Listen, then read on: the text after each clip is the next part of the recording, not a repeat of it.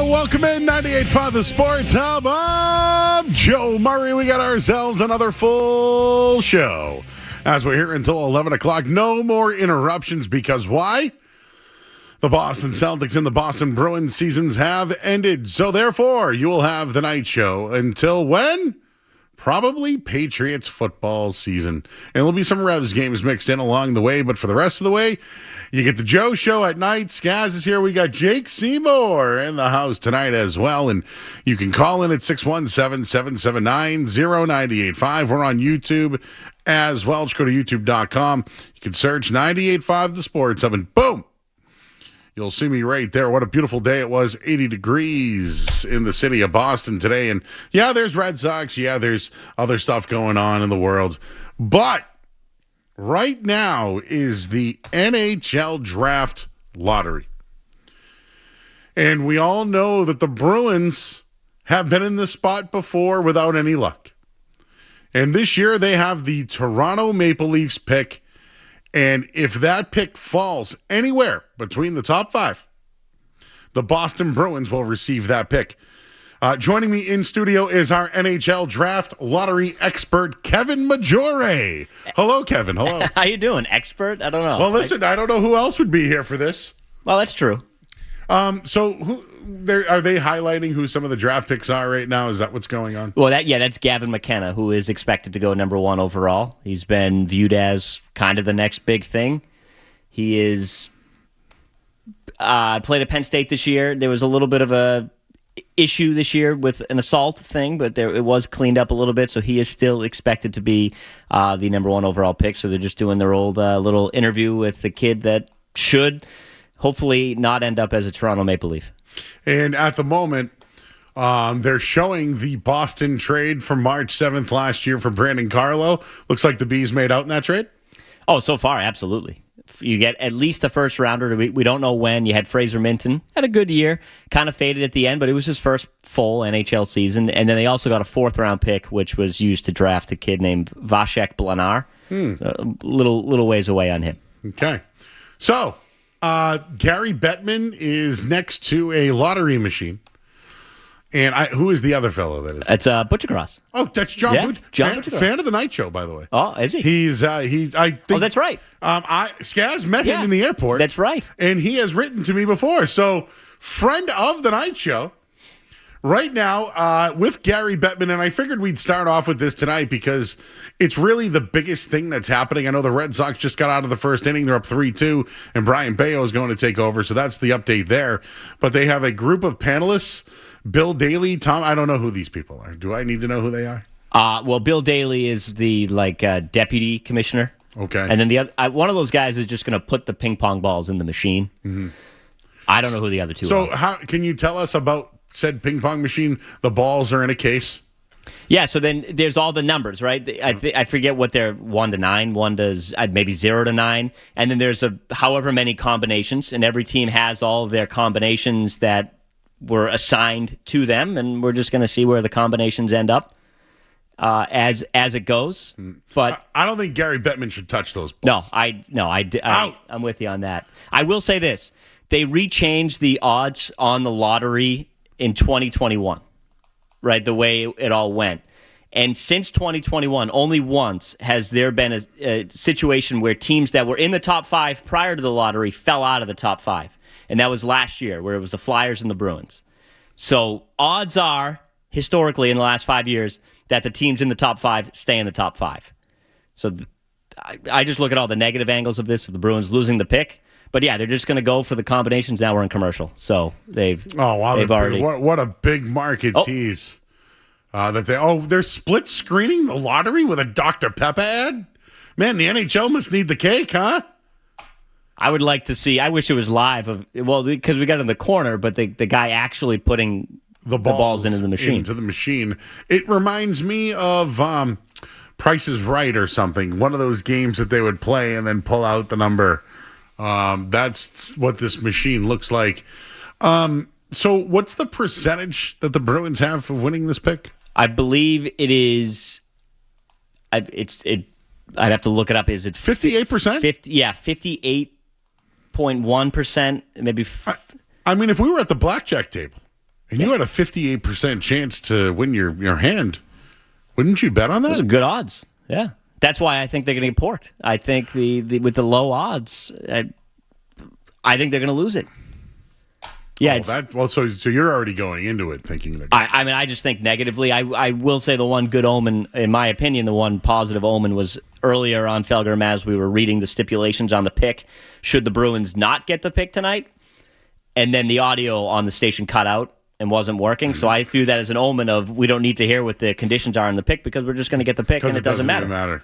Now, if they don't get into the top 5 tonight, they will go in. It will go into the next year's draft. Is that it? So there's a whole wild thing of it could be next year or most likely be 2028. So Toronto also traded 2027 to Philadelphia. That's top 10 protected. So if the Bruins don't get the pick and Toronto keeps top 5 this year, they would then have the choice of, if it was in the top 10 next year, they'd have the choice of giving it to the Bruins or the Flyers. If it was 11 and beyond, the Flyers would automatically get it. And then the Bruins pick would then go to 2028 unprotected. So it could end up anywhere. And with the news today, there was some news today of Austin Matthews possibly not being happy in Toronto.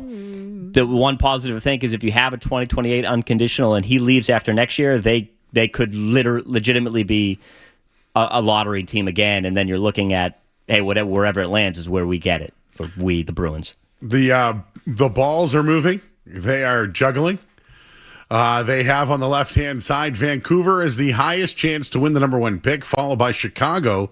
So it's 18.5%. Chicago's 13.5%, or whatever this means. 11.5% is the Rangers. Calgary comes in at 9.5%.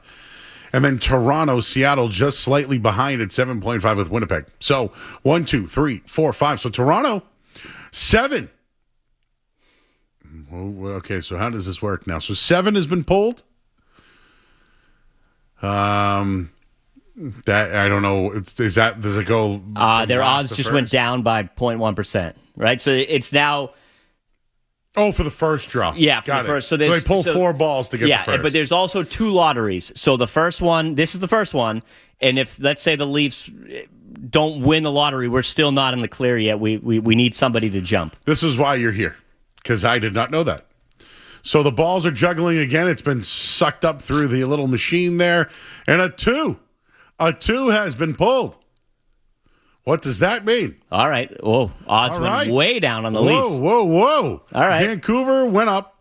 The Leafs. The big one to look at right now is Seattle. They would jump in, which would mean if they won it and then anybody above the Leafs won the second lottery, Bruins pick. So the porking is almost begun. Well, right now it's in our favor. Well, yeah, because 18.2. Yeah, I get what you mean. Well, it's almost begun. They are picking the 3rd ball. We're hoping for a lottery ball as well. This is great for live radio, let me tell you, if you're watching on YouTube. 11 has been picked, and now they are changing the percentage to win the draw. So right now it looks as though Vancouver, Chicago, New York, Calgary, and Toronto is tied with Seattle. So that is going to be the porker if we're going to get porked. Yeah. Or we Bruins. Winnipeg in there and San Jose once again into the lottery. So they have a box of all the teams.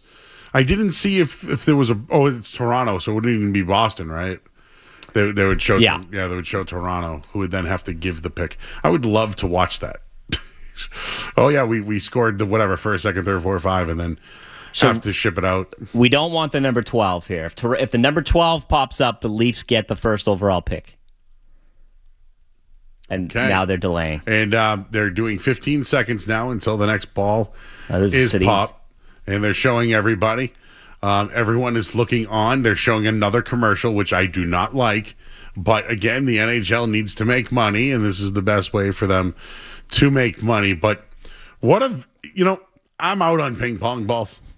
Like this. Yeah. This is what we get excited about? Yeah. What is this, the bingo hall? I know I love bingo, don't get me wrong. I like the old ways of the cards. They just didn't show us, and then they just opened the cards. Just pull out the old cards. So we get Stephen A. Smith here. Yes, and of course we need more Stephen A. here on the show. Skaz, what the F am I watching? This is insanity. This is. It looks like I'm cooking popcorn. If Kevin wasn't here, I don't think we would have any clue of what was going on. We wouldn't have talked about it. We would have just gone to break, and then whatever would have happened next. So the lottery ball options are out. There's no more lottery ball, or is it still on the table, Kevin? The lottery ball. Well, so there's still one more. So what we don't want 12 to pop up here, because if 12 pops up, it's over. Leafs get number one. We don't even need to worry about the second lottery. But there is a second lottery after this to see if somebody can jump up again, right? So they're definitely going to go to commercial there. Oh, but boy. I don't know why we need to why couldn't we just do it, then go to commercial and then come back and do the second lottery? Well, again, here we go. We're back. So they have shown all the teams here. They had to squeeze in a couple of commercials, make ESPN happy a little bit as well. And just look at the look. And again, the final ball needed to win. Vancouver 1, Chicago 2, New York Rangers 3, Calgary 4, Toronto's the 5 ball. Seattle 6, Winnipeg 7, and then it was San Jose that was 12? 9, sorry. So, it looks like the best chance is still Vancouver to get number 1. So, as you mentioned, the 12 ball is the one that you want? Absolutely no. You do not want. So 12 is the one that's indicated as the one that Toronto, if they get 12, it's not. Oh, my God. The porking live on 98.5 The Sports Hub, and the Toronto Maple Leaf GM is happy and smiling, and the porking live right here. Can you believe that? Talk about a guy that doesn't deserve it, too. The guy they just hired up in Toronto. That is a sham. We rigged. Sniff, Joe. Give us the sniffer. That is awful. That is such a. I'm out. That's such a rigging. I can't. That's a sham. That's a absolute sham. So Toronto get the first number overall one pick. Yep. So they can't lose their superstar. Nope. Or literally blow up their franchise. Their superstar came out today and said, I might leave. So they were like, we have to do everything in our power to make sure Toronto gets the first overall pick. And last year, who got the number? It was the Islanders? Who was it? The Islanders. That was, remember, because it got leaked early on? Sham! Out! Yep. Smelly! Brutal. Suspect, Matt Sundin. That's you see that smile on his face? Brutal. They make a terrible GM hiring along with this idiot. And then their star player today says, I kind of want to leave, and now they get the first overall pick. You cannot convince me that draft lotteries are not rigged. How do we know that's live? Explain to me how that's live. How does anybody in this room right now know that going on right now is live like they claim it is? It's not live. It was recorded earlier. This is a sham. This is an absolute sham. So the trade that we all laughed about and talked about, this is great. In the end, Toronto gets the number one overall pick. Now we got to wait 2 more years. And not only do they get the number 1 overall pick, they get the number 1 overall pick in a draft class with a player that is widely considered to be a generational type talent. What a porking. I don't ever want to hear again from Leafs fans that the league loves the Bruins. Enough. That 12, that popped right up there. That was you saw it, right? I didn't even see it at the top. I saw it when it was getting sucked up to the top. Yep. Smelly. Wicked. Rigged. Do we even care who gets number 2 now? No, I don't care. Like, what are Vancouver fans thinking right now? They're thinking that the kid that grew up 5 hours or 8 hours north of where they were, that is from Western Canada, was supposed to be on their team, and now he's not. You're so mad you've lost your hat. Yeah. I don't care that people can see me balding. I'm out. That the NHL Draft Lottery has always been rigged. Don't let anybody tell you it's not rigged. Rigged. We need to protect the Maple Leafs. We need to get them back up and running. The Bruins were once again porked. Porked with a capital P. Well, you called it. The Bruins will have to wait until 27 or 28 for the Maple Leafs first round pick. They have won the draft lottery. Brutal. Gary Bettman, I'm telling you, he touched those balls. I'm out. I'm out on this one. Out on him. I don't like this. Never again want to hear a Leafs fan say the Bruins are loved by the league. They're not. Their defenseman. I know your whole thing on this. Their defenseman's about to get the book thrown at him. Yes. Because he shouldn't have chopped the guy's hand, but he also ripped on player safety. So they're going to throw a couple extra games for him being mean to them, for telling them they suck at their job. And now the Bruins lose a lottery pick because they need to protect the big market up in Canada. Brutal. It's smelly. And even if the Bruins weren't one of the, like, if this wasn't the Bruins who could have gotten the pick, Toronto getting the first pick is smelly no matter how you look at it. Absolutely. I don't even know if it's smelly, dude. It might be suspect. Rigged. It might be suspect. All right, Kevin. That was fun. Thanks, Joe. That was great. Live reaction here on the air. Still not a great time to be a Boston sports fan. What a time to get porked. We let off with that. We got more. Thank you, Kevin Majori, our draft lottery expert. We have more. Skaz is here. We got Jake Seymour. I'm Joe Murray, 98.5 The Sports Hub.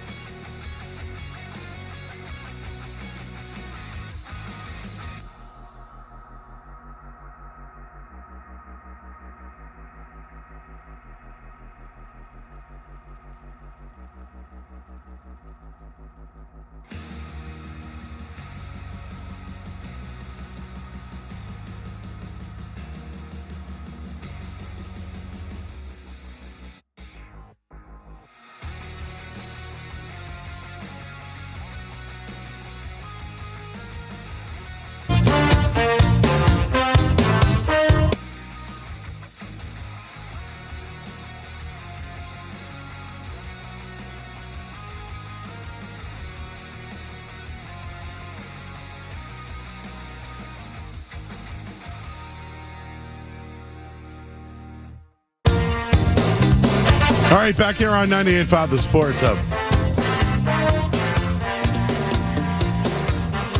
The Toronto Maple Leafs have won the NHL Draft Lottery. Think about that. Just think about it. I am a sports radio host in Boston, Massachusetts, on the flagship station of the Boston Bruins. The Bruins had a chance at a top 5 pick, and the one ball at the lottery that they could not get was number 12. There was commercial time. There was long periods of wait. There were commercials. There was Gary Bettman. I'm telling you right now, that was suspect. Smelly. And if anything was more smelly than that, I want you to tell me. Because I was here last year when the Islanders, it got leaked. There was some sort of leak early in the day, and then the Islanders ended up getting the number 1 pick, and it was so smelly. But this one, Austin Matthews, early in the day, might not want to play for Toronto anymore. Toronto's been a joke of a franchise. Let's just call it what it is.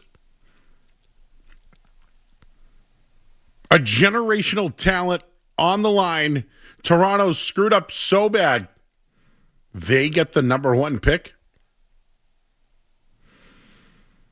Again, if somebody that's in Buffalo or Calgary or somewhere else is listening to me right now, you think that I'm being a Bruins honk. And that's not the case. That is not the case. The Toronto Maple Leafs winning the lottery is a joke. It's an absolute joke, and there's no way that you can sit here and tell me that was on the level. There's no way that you can tell me the NHL didn't want to help with that. You mean to tell me they don't want to keep Austin Matthews in Toronto? Or if they lose Austin Matthews, then give them the next generational talent? Because that's what happened. The draft lottery is a joke. They need to fix it. It just doesn't seem real. That was a porking. Everyone knew the porking was coming. Isn't it worse when you know you're going to get porked, but the pork is double fried and edged? I mean, this is Cooper Flag all over again, Joe. This is the Dallas Mavericks losing their star player. I think it's even more egregious because it's Toronto. It's the biggest fan base in the league. It's the home of hockey. It's Toronto. It is, like they're the biggest market in the league, most expensive tickets. They do the biggest numbers, all that stuff. Bruins are obviously right there, but Toronto hasn't won in, a long time. They have Austin Matthews, Gavin McKenna, generational talent. I think it's hard not to have the sniffer out on this one. To jump from 5 to 1 is, you're not jumping from 4 to 2 or even, 3 to 1. You're jumping from 5 to 1. I think the sniffer is warranted here, Joe. The sniffer never lies. This is some gimmick stuff. Skaz, I like to break cards. I buy a box of cards. Tells you that there's an autograph in there or a couple autographs, Are you weigh them beforehand? Well, that can now someone has sent me a note saying that Toronto also almost won the number 2 pick. Hey, Kevin mentioned that as well on his way out of here. Where the balls weighted. Oh, the weighted balls, Joe. Weighted boxes, the frozen of cards. envelope, Exactly. So when I break cards, right, I don't know what's in the box. I don't know. So that's why you go through them, right? Tell me Matt Sundin did not have a crap-eaten grin on his face. He certainly looked like a happy man. Looked like a man that might have known. Wow. I didn't plan on leading off with this tonight. What can be done about this? It's almost as if, remember when John Henry smoked the cigar after the Alex Bregman signing? I'm kind of in on stuff like this, Joe. Oh, you like this conspiracy? Kind of, yeah.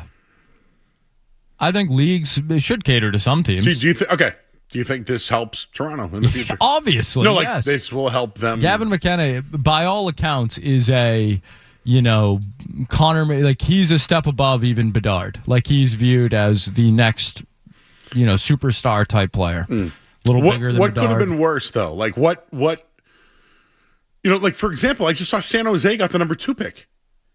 They had one of the worst chances to get the number 1 pick.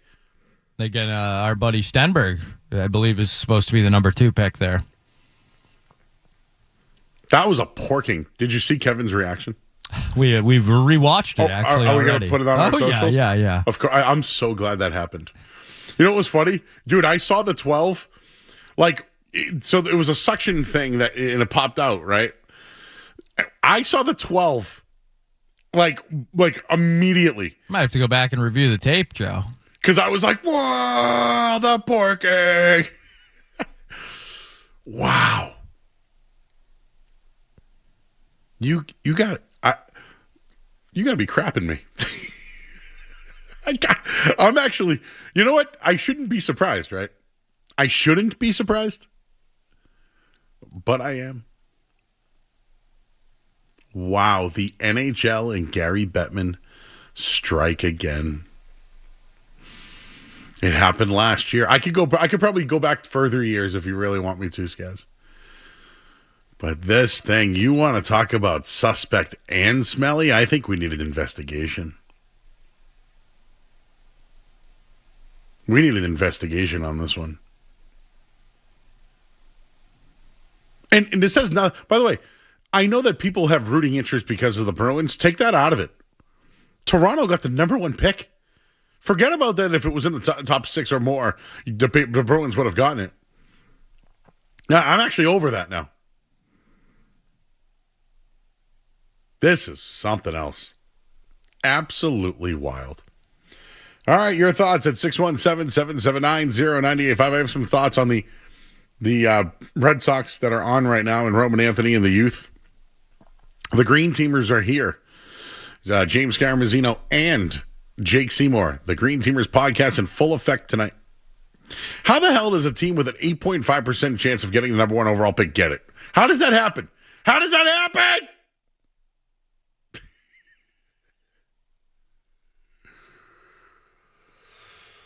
Sean Grande, voice of the Boston Celtics, will join us later on tonight as well. 9:20, he'll be joining us. We'll talk to him. He's been called out. Did you hear that? There are some people that not liking some of his commentary, so we'll ask him about that. The Toronto have oh, God, I can't. Well, you know what? On the other side, guys, can we play this happened in Toronto last night? But they were talking about the new general manager and his behind-the-scenes work. I think it's worth playing. We'll do all that coming up next. We'll hit the headline real quick. I'm Joe Murray. You're listening to 98.5 The Sports Hub. Sports Hub headlines. The Toronto Maple Leafs get the number 1 pick at the draft lottery. The Bruins had a chance for a top 5 pick. Instead, Toronto receives the number 1 pick. The Red Sox are in Detroit right now. They lead 7-2. Brian Bayo is on the mound now. The opener was Giovanni Moran. Ceddanne Raffaello went deep in this one. Earlier today, though, Roman Anthony, well, he's going to be listed as day-to-day. He has a wrist sprain. Stephon Diggs not guilty at a court today. And the NBA playoffs continue tonight. Pistons, Cavs, Lakers, Thunder, and Colorado, Minnesota will play later in the NHL playoffs. Headlines. They are brought to you by Awaken 180 Weight Loss. Reach your health and weight goals with Reclaim by Awaken 180. A week 10 medication-free plan with weekly results and a finish line. Awaken180weightloss.com. I'm Joe Murray.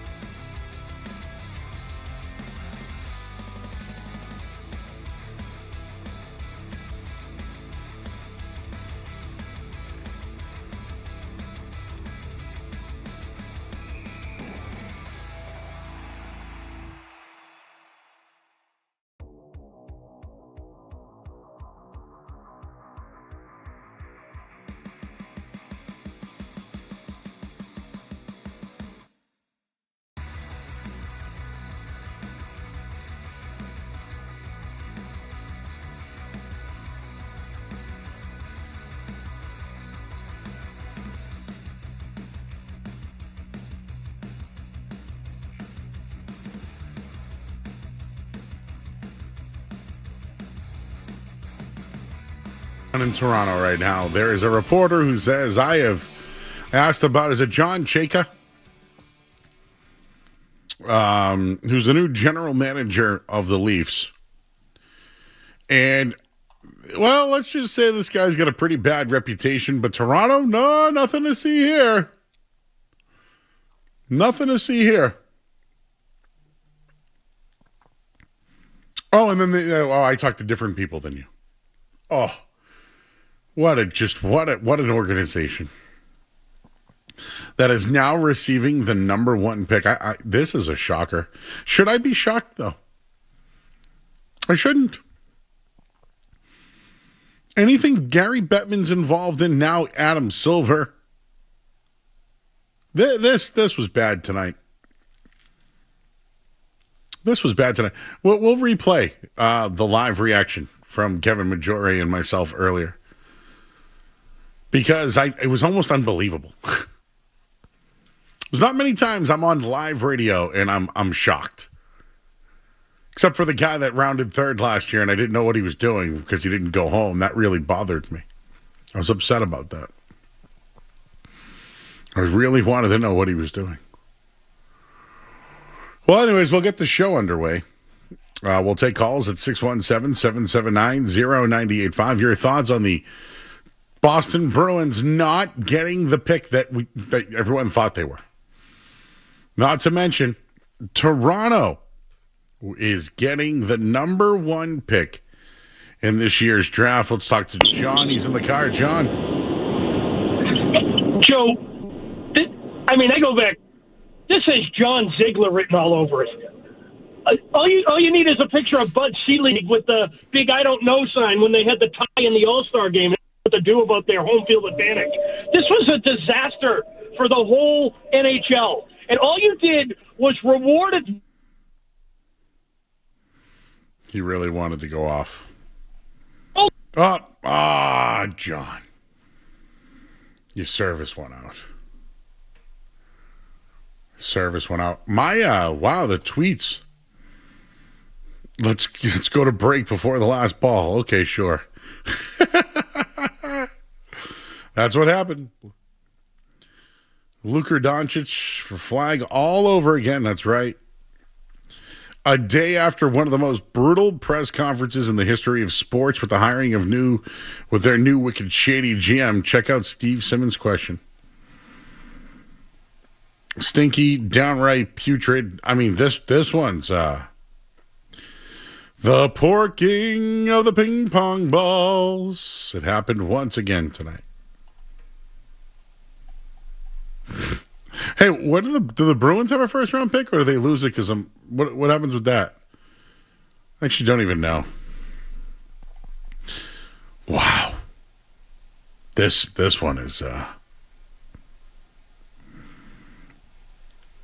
Somebody goes, draft lottery conspiracy theories are dumb if you think about it longer than 15 seconds. Skaz, I disagree with that. I feel as though, the Balls, they almost won the second pick.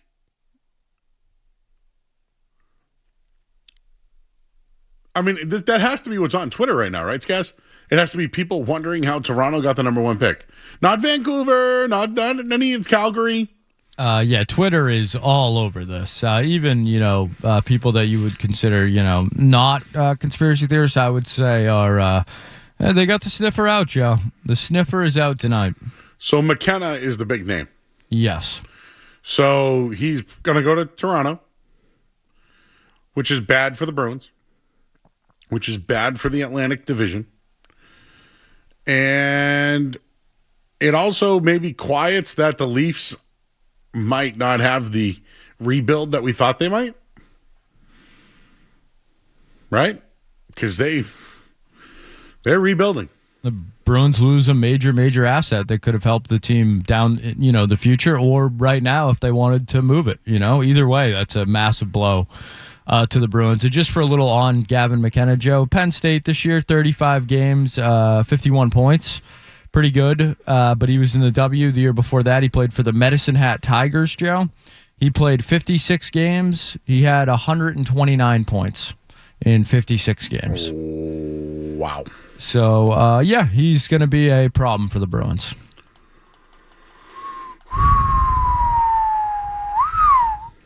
Everyone knows Matthews leaving the Leafs. Yeah, I feel the same way, everybody. I mean, what else could that... The Leafs winning the draft lottery, does that mean they trade Matthews now? Would they build around McKenna? Would the Bruins ever be able to acquire Austin Matthews?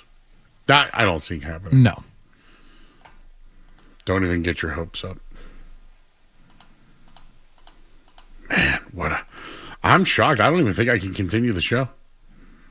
I mean, I would have been happy if they got 6. The Maple Leafs had a 44% chance to get the 6th overall pick. They had a 8.5% chance to get the 1st overall pick. 8.5. How's that Marchand pick looking? Is that this year or next year? I can't even remember now. It changes the trade now, right? Doesn't it make everything just different? And all the talk about, look what they Fraser Minton and there. And just to make it even worse, Joe, the Maple Leafs odds going into the lottery, because of how the lottery was structured, it was not possible for them to get the 4th overall pick. There was a 0.3% chance of them getting the 3rd overall pick. There was an 8.6% chance of them getting 2. 8.5% chance of them getting 1, and then 24.5% chance of them getting 5. So, a little smelly. How is Gary Bettman going to actually look everybody in the eye and say, congratulations to Toronto, you won? Because it's a big market, Joe. They need to change that. I did like the envelopes. I'm not going to lie to you. Like when we do cards, we have mystery boxes. You pick your box. It's almost as if whatever you choose is your choice. You don't have a percentage of balls here and there. There's 10 boxes. You pick. That box is yours. That's your pick. None of this gravity ball stuff. This is bad. But it's great for the league, everybody. It's great for the league. Yeah, all right. Austin Matthews, $13 million a year. Nylander, wow, look at that team, huh? Tavares, Domi. They're going to put him right in that lineup right there. Oof. Oof, oof, oof. Well, the Leafs fans can finally celebrate about something, huh? Man, that ball. I'm doing it right now. I'm looking at it again. That thing said 12, dude. Like it was like it was marker. It was almost as if every ball in there was 12.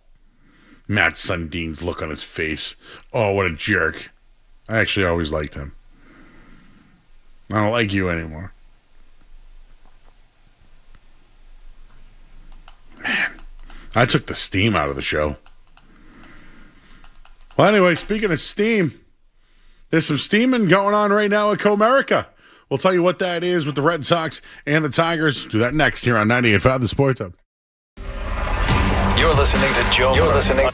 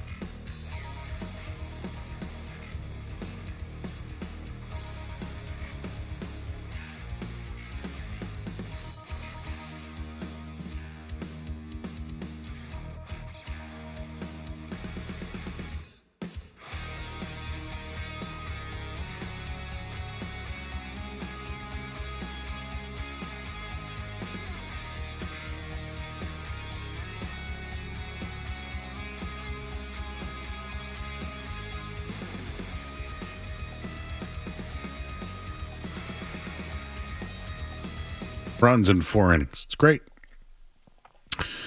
Wilson Contreras and Wilyer Abreu hit back-to-back home runs. And then the next hitter was Trevor Story, who got hit in the back. I'm not going to say benches cleared, but both sides got animated. Story was unhappy about it. And things got steamy. Let's see how the rest of this night goes. It's a little bit of a blowout. But let's see what happens here. But the Red Sox leading right now 10-2. Giovanni Moran started as the opener. An inning, gave up 2 earned, had 3 strikeouts. Brian Bayo so far has gone 2 innings, 1 hit, 2 strikeouts, no walks. So we'll keep our eyes on that one. But Framber Valdez rocked. The free agent, 10 runs, 7 earned, 3 strikeouts, 3 home runs. Ceddanne Rafaela opened things up with a 3-run homer. RBIs by Durbin and Monasterio and Wong. Connor Falefa, all also with a fielder's choice for an RBI. And then Contreras, Abreu homer. It's the bottom of the 4th inning. It's a long way to go here. But I'd keep your eyes on what happened there with that hit by pitch. Could there be some sort of retaliation later, tomorrow, wherever? I would keep your eyes on that one.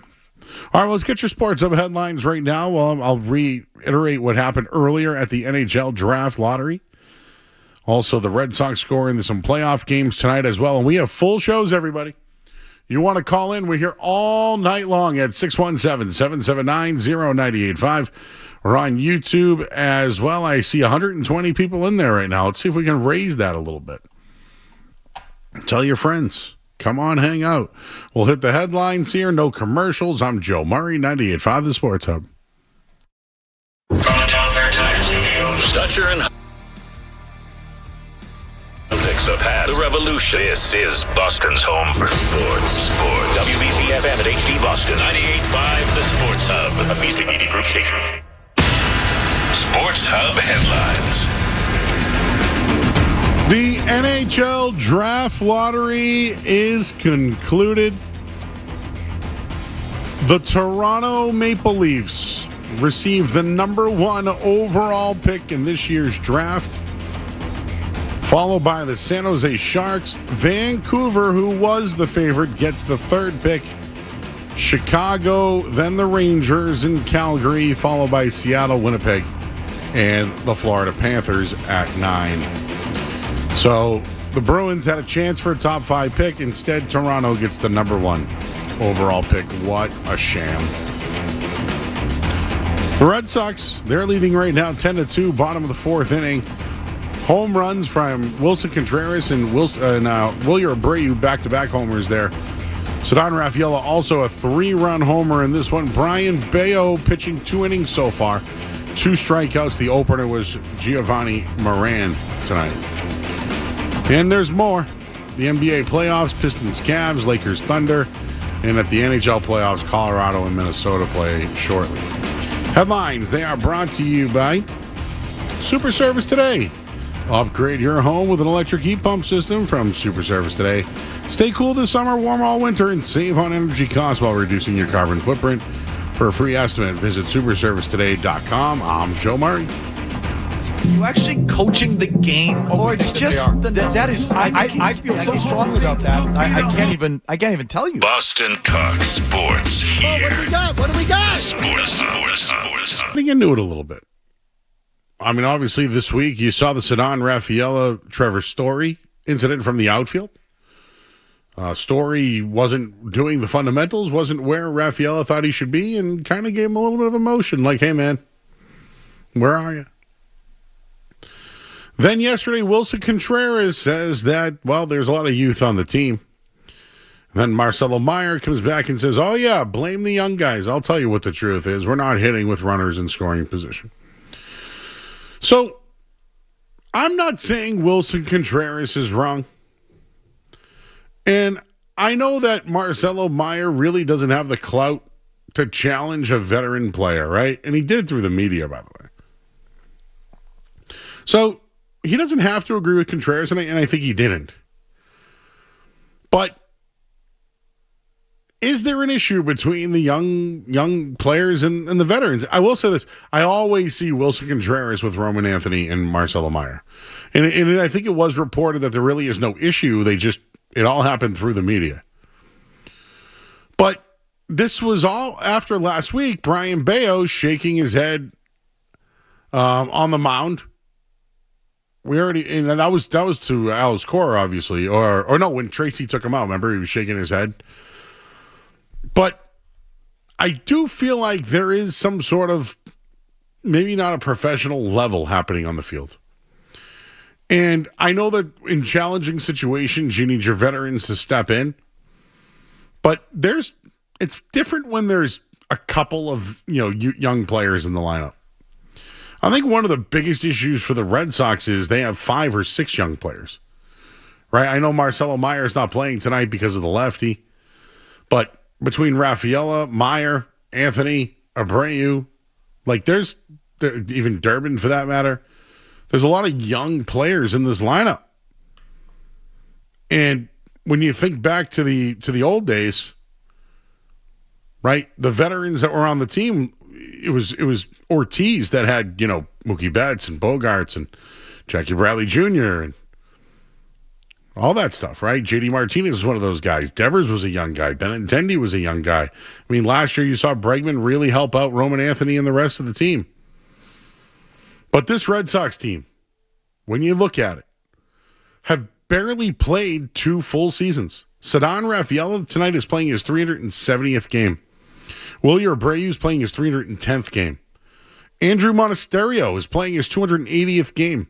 Caleb Durbin, 170. Narvaez, 148. And Roman Anthony will not play tonight, and we'll get into him in just a little bit here, but Roman Anthony has played 101 games in Major League Baseball. Marcelo Meyer is playing his 76th game tonight. I've seen some improvement in the Red Sox. I feel I've seen improvement. I've asked other people who watch the games, and I asked them, do you think the Red Sox are playing better baseball? And everyone's saying no. I can give you those numbers coming up in a minute here. But I think there might be, I'm not calling it push-pull, but don't be surprised if some of the veterans don't like the young players. Maybe some of the veterans don't like how the young players have extensions. There's a lot going on there, and that's one of the roster issues. I also wanted to bring up Roman Anthony's injury. When you look at the Red Sox overall, think about it. Tristan Cassis, loaded with injuries. Roman Anthony has a wrist injury, had the oblique last year, had it back earlier in the season. How about Marcelo Meyer and the minors? Had wrist injuries and other injuries, etc. I'm almost wondering if the drive line approach is bad for some of these players. The wrist is something that can be hit. I mean, I know that the hammock bone is probably the one thing you don't want to hurt, but I feel like hitting nowadays is more about how hard somebody hit the ball instead of where it went. And that's just a fact. Every time I look up, he hit the ball 106 miles per hour. I don't care about that. But there's a lot of hand injuries in the league, wrist injuries, obliques. I mean, look at, again, I just bring up Tristan Cassis. He's got every injury now going. And the fluke one was on the bases, so I'll go over that one. But there's just, when it's your young players with injury problems, it's something to look at. So Roman Anthony is sent back to Boston. He's listed as day-to-day. They're probably going to make a roster move and put him on the IL. And if it was me, is it just better to, with everything and all the pressure that's happening, just tuck him aside for a couple of weeks? Right? The team's doing what it can. Jaron Duran's a little hot, so you can kind of use the hot streak to get him going. But if Roman Anthony's not right, I don't want to see him out there. He's your youngest prospect. He's under a big-time deal.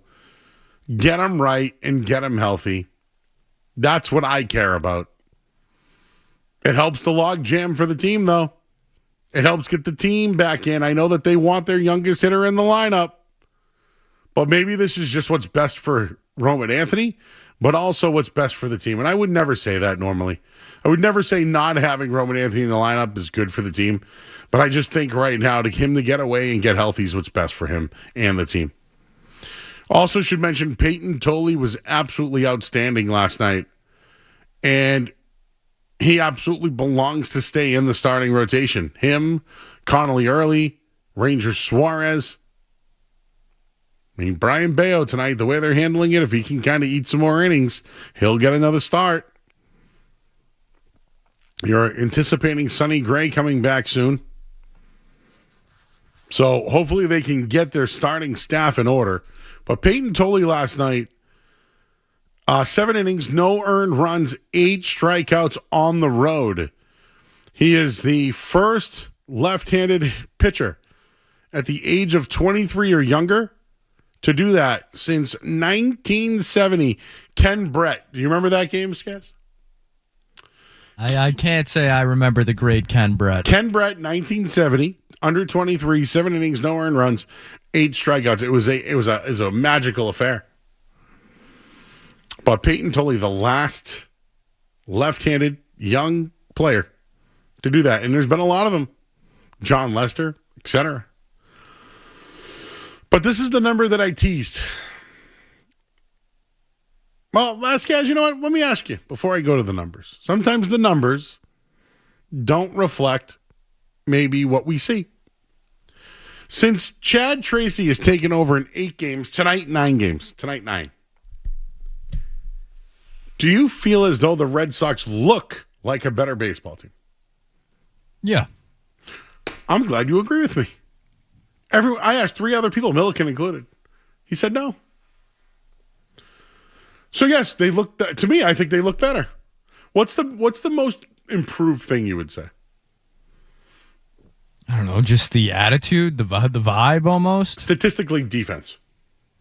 They are number 1 in Major League Baseball in defense. Since? In the last 8 games. Well, 9 games now. Here are the numbers. I don't know how you could argue that they've been worse. They're a 500 team, and they're about to go... to go over 500. You would think. Yeah. So I don't know how that could be worse by any metric. So last 8 games, because it's going to go up tonight. Batting average, 251, 10th in Major League Baseball. OBP, 11th at 327. Now, slugging in OPS, 22 and 28. I think we knew that.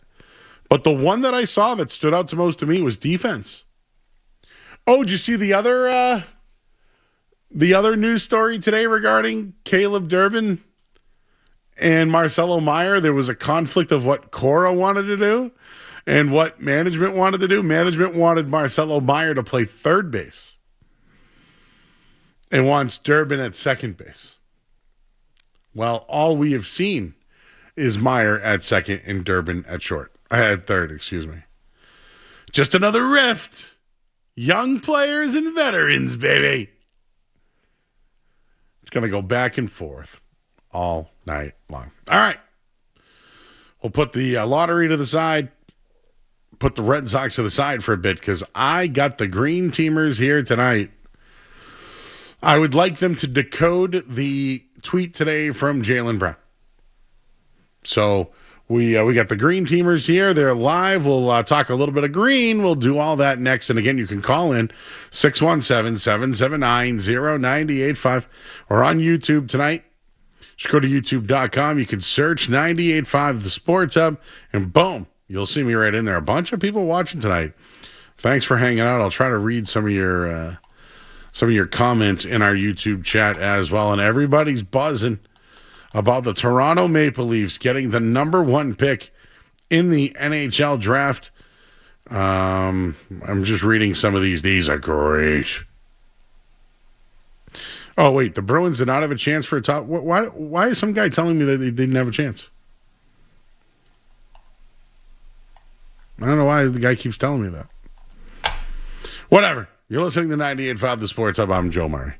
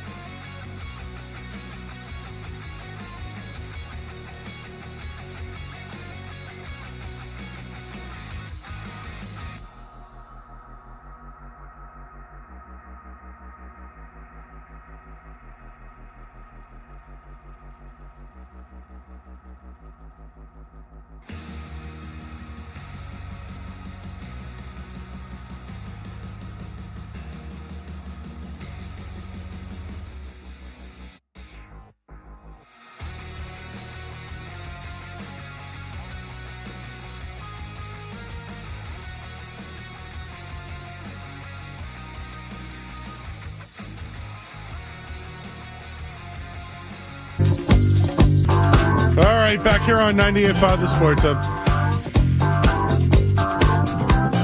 Just to be clear on the lottery, it was top 5 protected, so the best the Bruins could have ever done was 6. If I didn't make that clear, I apologize, but I'm not sorry. Also, I was so wrapped up in Toronto being the number 1 pick that I didn't care about anything else at that point. But that was a porking. It was a porking. All right, well, you heard the music there. It's Gino time. Sean Grande's going to join us later on tonight, too. A lot of green goo out there. And I am with the Green Teamers podcast.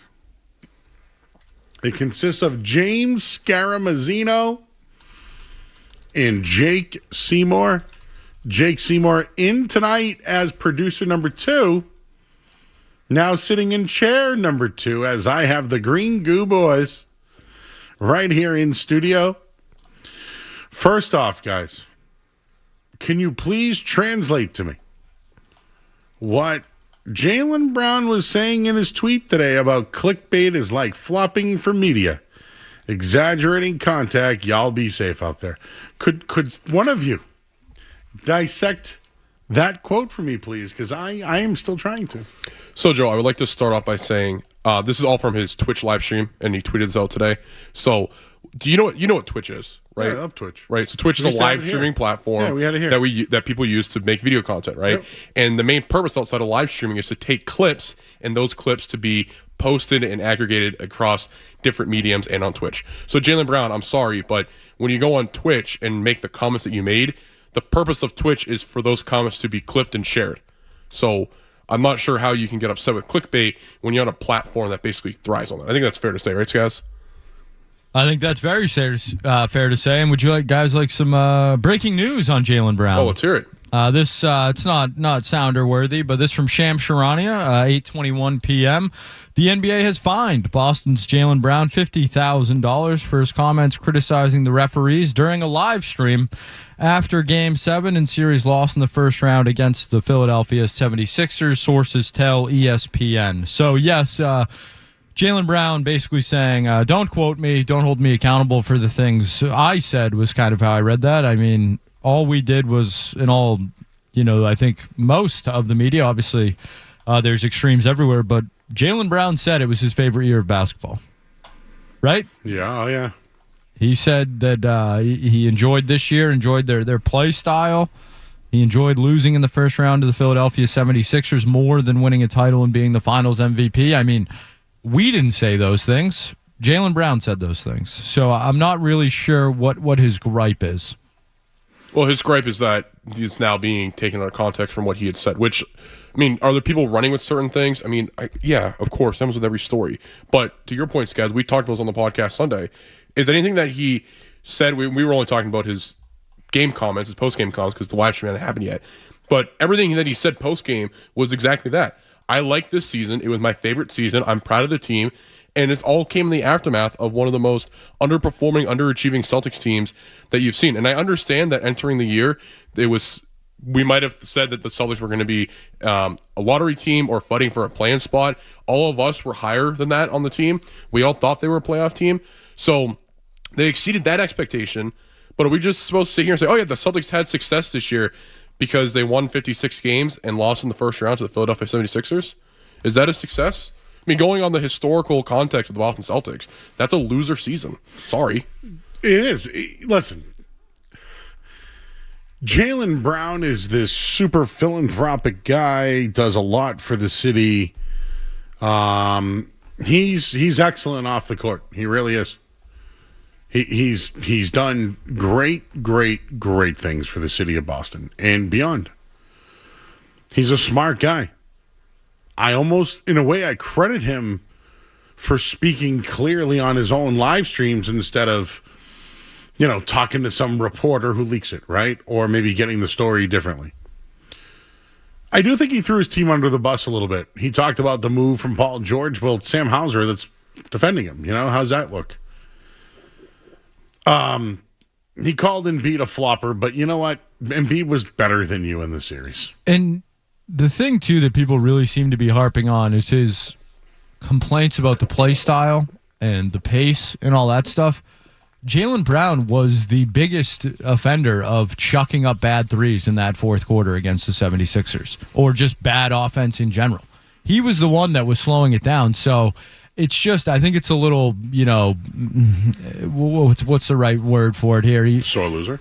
Well, certainly that. I think a lot of the best athletes are. A lot of the great winners are. Look at Al Horford showing you, how much of a sore loser he is. But it's like he's trying to kind of change the narrative after the game. Like, Jaylen, you're chucking up threes too, man. Like you're out there on the court. You want to drive to the hoop. Like, so that part of it was kind of frustrating. But yeah, I think all around just a bad look. And I think he's kind of realizing that now, and the back pedal is starting.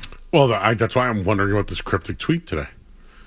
I mean, every single media member has come out and said something. Stephen A., Kendrick Perkins, Jason Williams. I mean, I heard Ocho Cinco say something. Cam Newton's probably said something.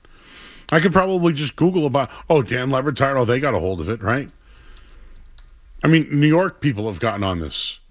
Craig Carlton or whatever thinks this is the worst city, and now we're all doomed. By the way, may I just react to something quickly? They only fined him $50,000. Well, that's what these fines are. They're nothing substantial. I mean, that's a lot of money to us, but not to the guy who's on a Supermax contract. No, but these fines are never extravagant unless if it's a crazy thing that they did. That dude will pass the hat.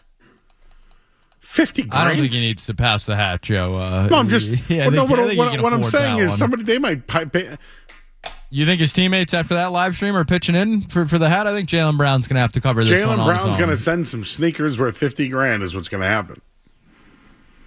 That's exactly what's going to happen. By the way, James Stewart, I just tweeted out, Jaylen Brown is set to earn approximately $57.08 million next season. He would just find $50,000. That's approximately 0.0877%. It's nothing. It's like $87 for us. Jesus. So what would you find him? Come on, like 250 grand. Whack him. I don't think you're getting away with that, Joe. I don't think the Players Association's letting you do that. Then they'll have to. You're getting a crapping match between the Players Association and call it a day. Anyway, the story is the Celtics underachieved once again. The story is the Celtics late in games got punched in the mouth. Excuse me, the Chipotle came up. I was going on a hot take there, and the Chipotle hiccuped me. The hot Chipotle got to you. Yeah, that's right. The new hot chicken, by the way. Have you guys tried it? It's fantastic. I got a rice bowl, just cheese, rice, and honey. Do whatever it is, honey chicken. It's fantastic on the old palate. Let me tell you. They got beat. You got beat again. Late in games because you don't adjust and you don't hit your shots. And I'm sick of. Listen, I love to talk about the coach, but I can't stand when they face adversity, they settle. Most teams, when they face adversity, are tougher, stronger, more controlled. The one play I'll give you, and I made a joke about it already.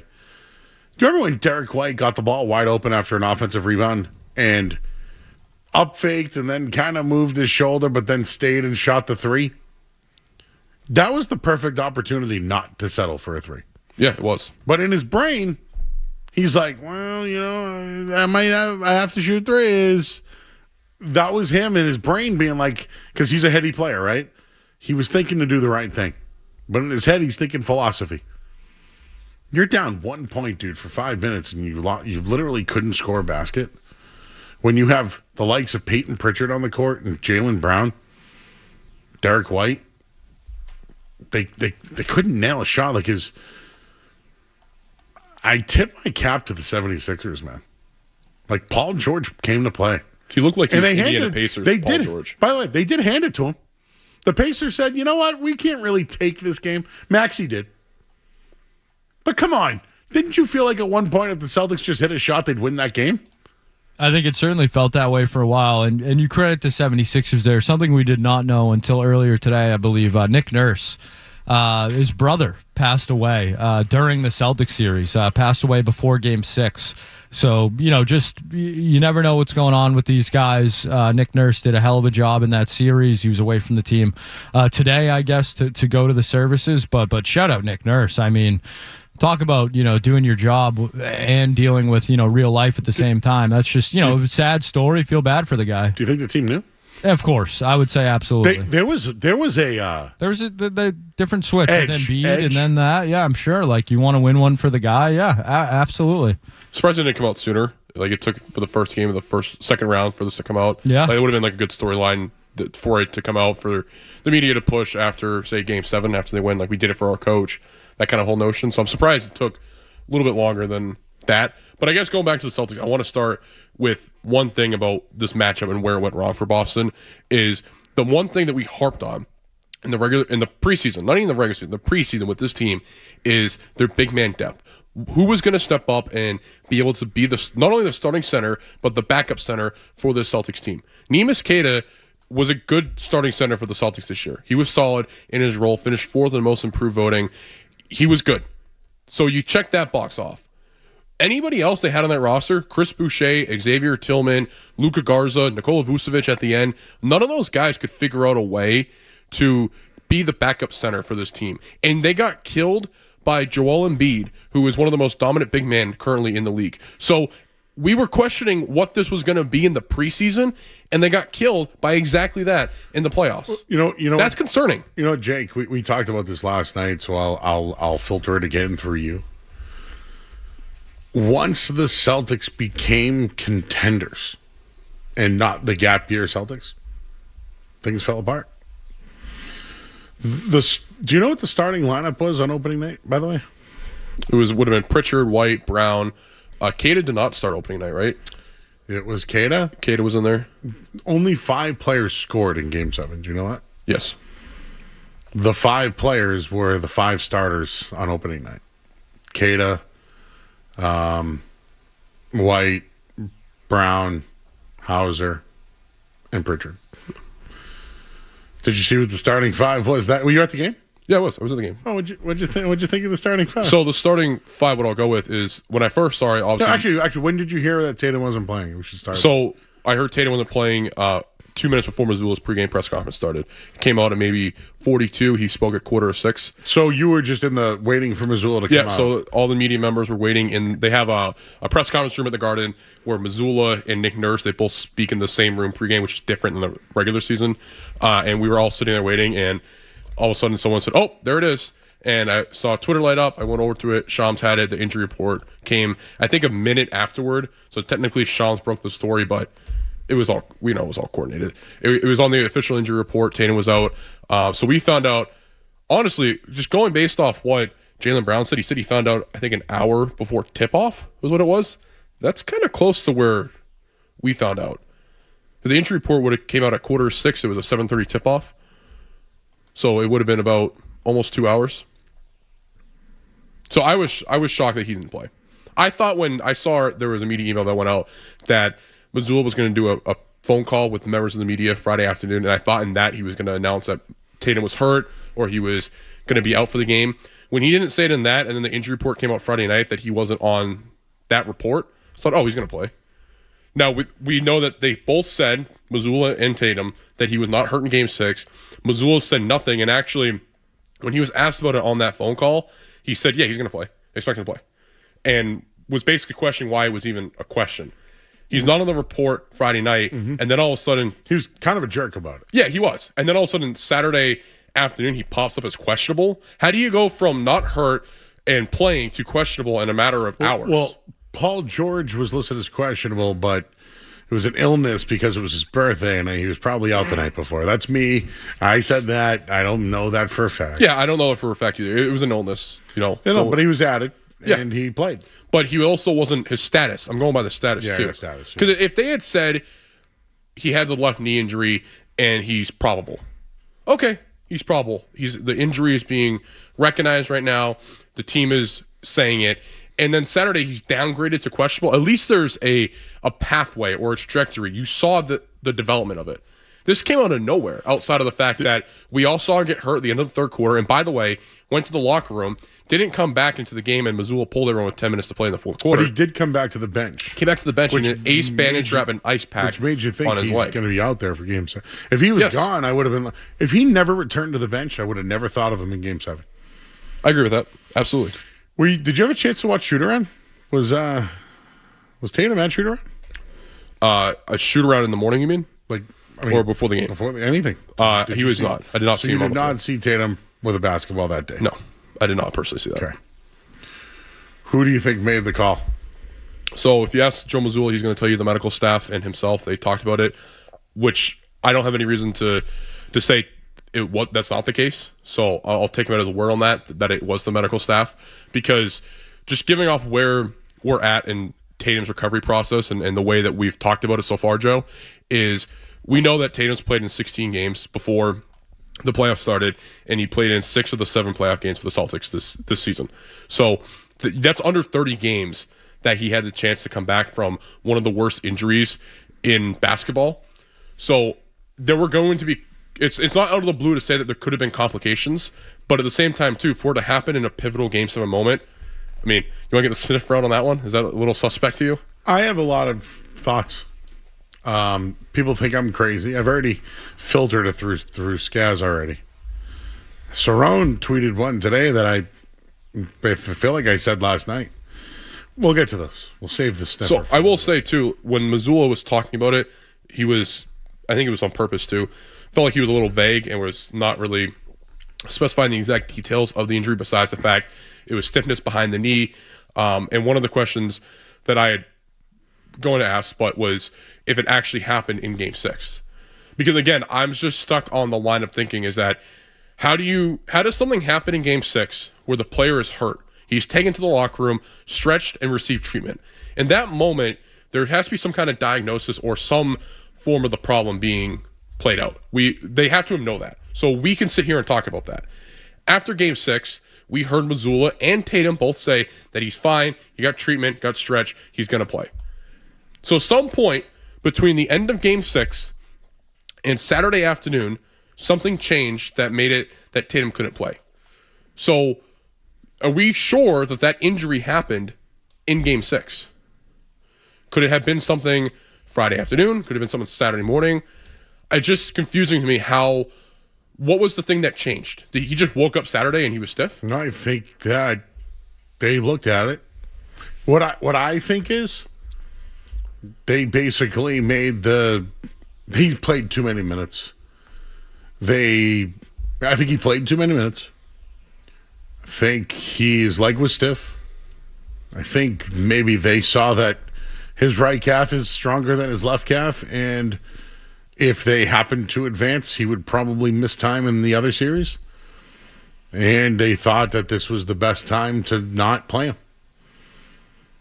And he said that he thinks he would have been able to play, which maybe doesn't help his case. Missoula said he was day-to-day in the pregame announcement. But I think he overused it. I'm just trying to understand the development from the end of Game 6 to Saturday. Whether or not something had happened or if it just got worse. I think ownership came in. So that's where I was going with this as well. Yeah. Is after Game 6, if the medical staff, Tatum and Missoula all saw it, said, yeah, you're fine. You can play Game 7. And then did someone from above call it, wait, what's going on here? Why was he hurt? Why was he on the bench? He had an ace bandage wrapped around his leg with ice pack. What's going on here? I have a take on that. I'll save that in a minute. Let's talk to some peeps. The green teamers are here. Shane is in the car. Shane. Hey, what's up, guys? I'm wondering if the reason why we fail in the playoffs is like the regular season, no one's really trying that hard. You can jack up threes. And then when it comes to playoffs, everyone's playing defense and everyone gets gassed, and then we can't hit a shot. Yep, that's exactly what it is. And I'm also wondering, if I could add one more thing, is like Tatum kind of sitting on the bench and Embiid getting worked on the sidelines, kind of like that Garcia Parra moment when he was sitting in the dugout in 2004 when Jeter's jumping in the stands. Mm-hmm. I don't know if you remember that or not. I do, but I don't know what you mean by this, though. So I'm just going to say, just on the game itself, when it comes to what they were looking at, Joe, they said this post-game, Joel Embiid changed the series and where the series was going. So it makes you, just going off that narrative, it makes it even worse they lost game 2. Because you had a chance to kill the 76ers at home, and Embiid wasn't set to play yet. So what happens if they go up 2-0, going to Philadelphia? Let's say they still win game 3. They have a chance to sweep Philadelphia. Do you think the 76ers play Joel Embiid in game 4 to try and dig themselves out of a 3-0 hole? They might just wave the white flag and say, hey, you know what? We were injured all year. Paul George had his suspension. Joel Embiid had this crazy freak medical incident, and there's nothing we could have done, and we got very unluckily. Let's just reset for next year. I think that totally could have been a possible scenario for Philadelphia.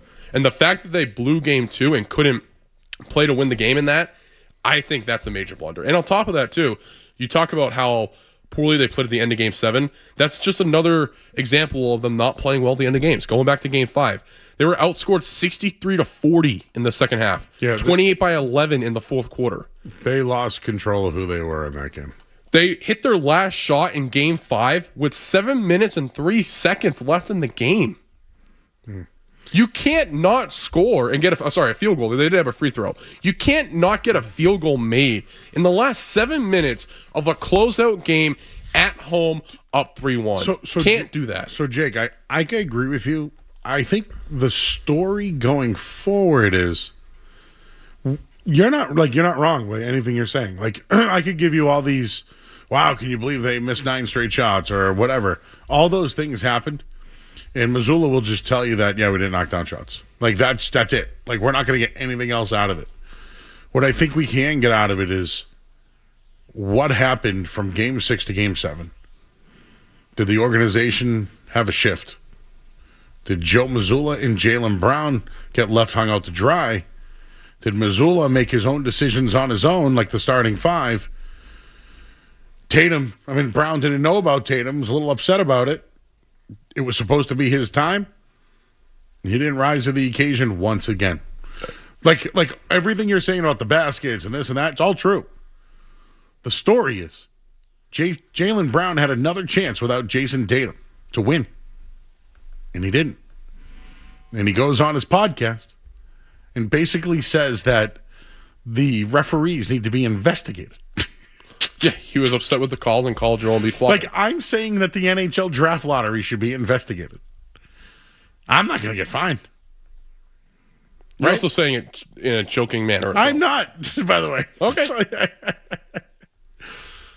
Jaylen Brown's 1,000% serious about He this. goes on his own. It's actually a public platform. It's not his platform. Right? No, it's his own Twitch account. Twitch is a public platform. Yeah, it's like a YouTube. You go on a public platform, you say something about the NBA, you represent him, you get fined. If it was JaylenBrown.com, he doesn't get fined? I just think with Jaylen Brown and his comments and the live stream and everything that he put out there, it's you had a chance to win a game without Tatum, and in a year that was basically defined as your season and the one that you can use to basically solidify yourself as a number 1 option on an NBA title contending team. That was what this season was to Jaylen Brown. He says it was his favorite year because of all those things and the way they played, and he's proud of the teammates. So when the pinnacle peak of being able to prove that, you blew it. You couldn't get it done. So is that not the major test? You can have a whole semester and do good on all the homework assignments and all the quizzes, but you bomb the midterm and you fail the final, you don't pass the class. So he had all the right milestones. It looked good for most of the year, but he failed in the playoffs of the biggest game of the season, and that's a bad look for Jaylen Brown, especially if the Celtics do decide to move off him. Isn't that not a major concern for any team that looks to add him as a number 1 option, that he choked in the playoffs in Game 7 on a closeout game at home? It didn't pass for Professor Jake and the Green Teamers. We'll take a quick break. Brian Windhorst has something on what could be next for the Celtics. We'll do all that after the headline here, 98.5 The Sports Hub. Sports Hub headlines. All right, the NBA has fined Jaylen Brown $50,000 for criticizing the officials during a live stream after Boston's Game 7 loss to the 76ers. $50,000 is the fine for Jaylen.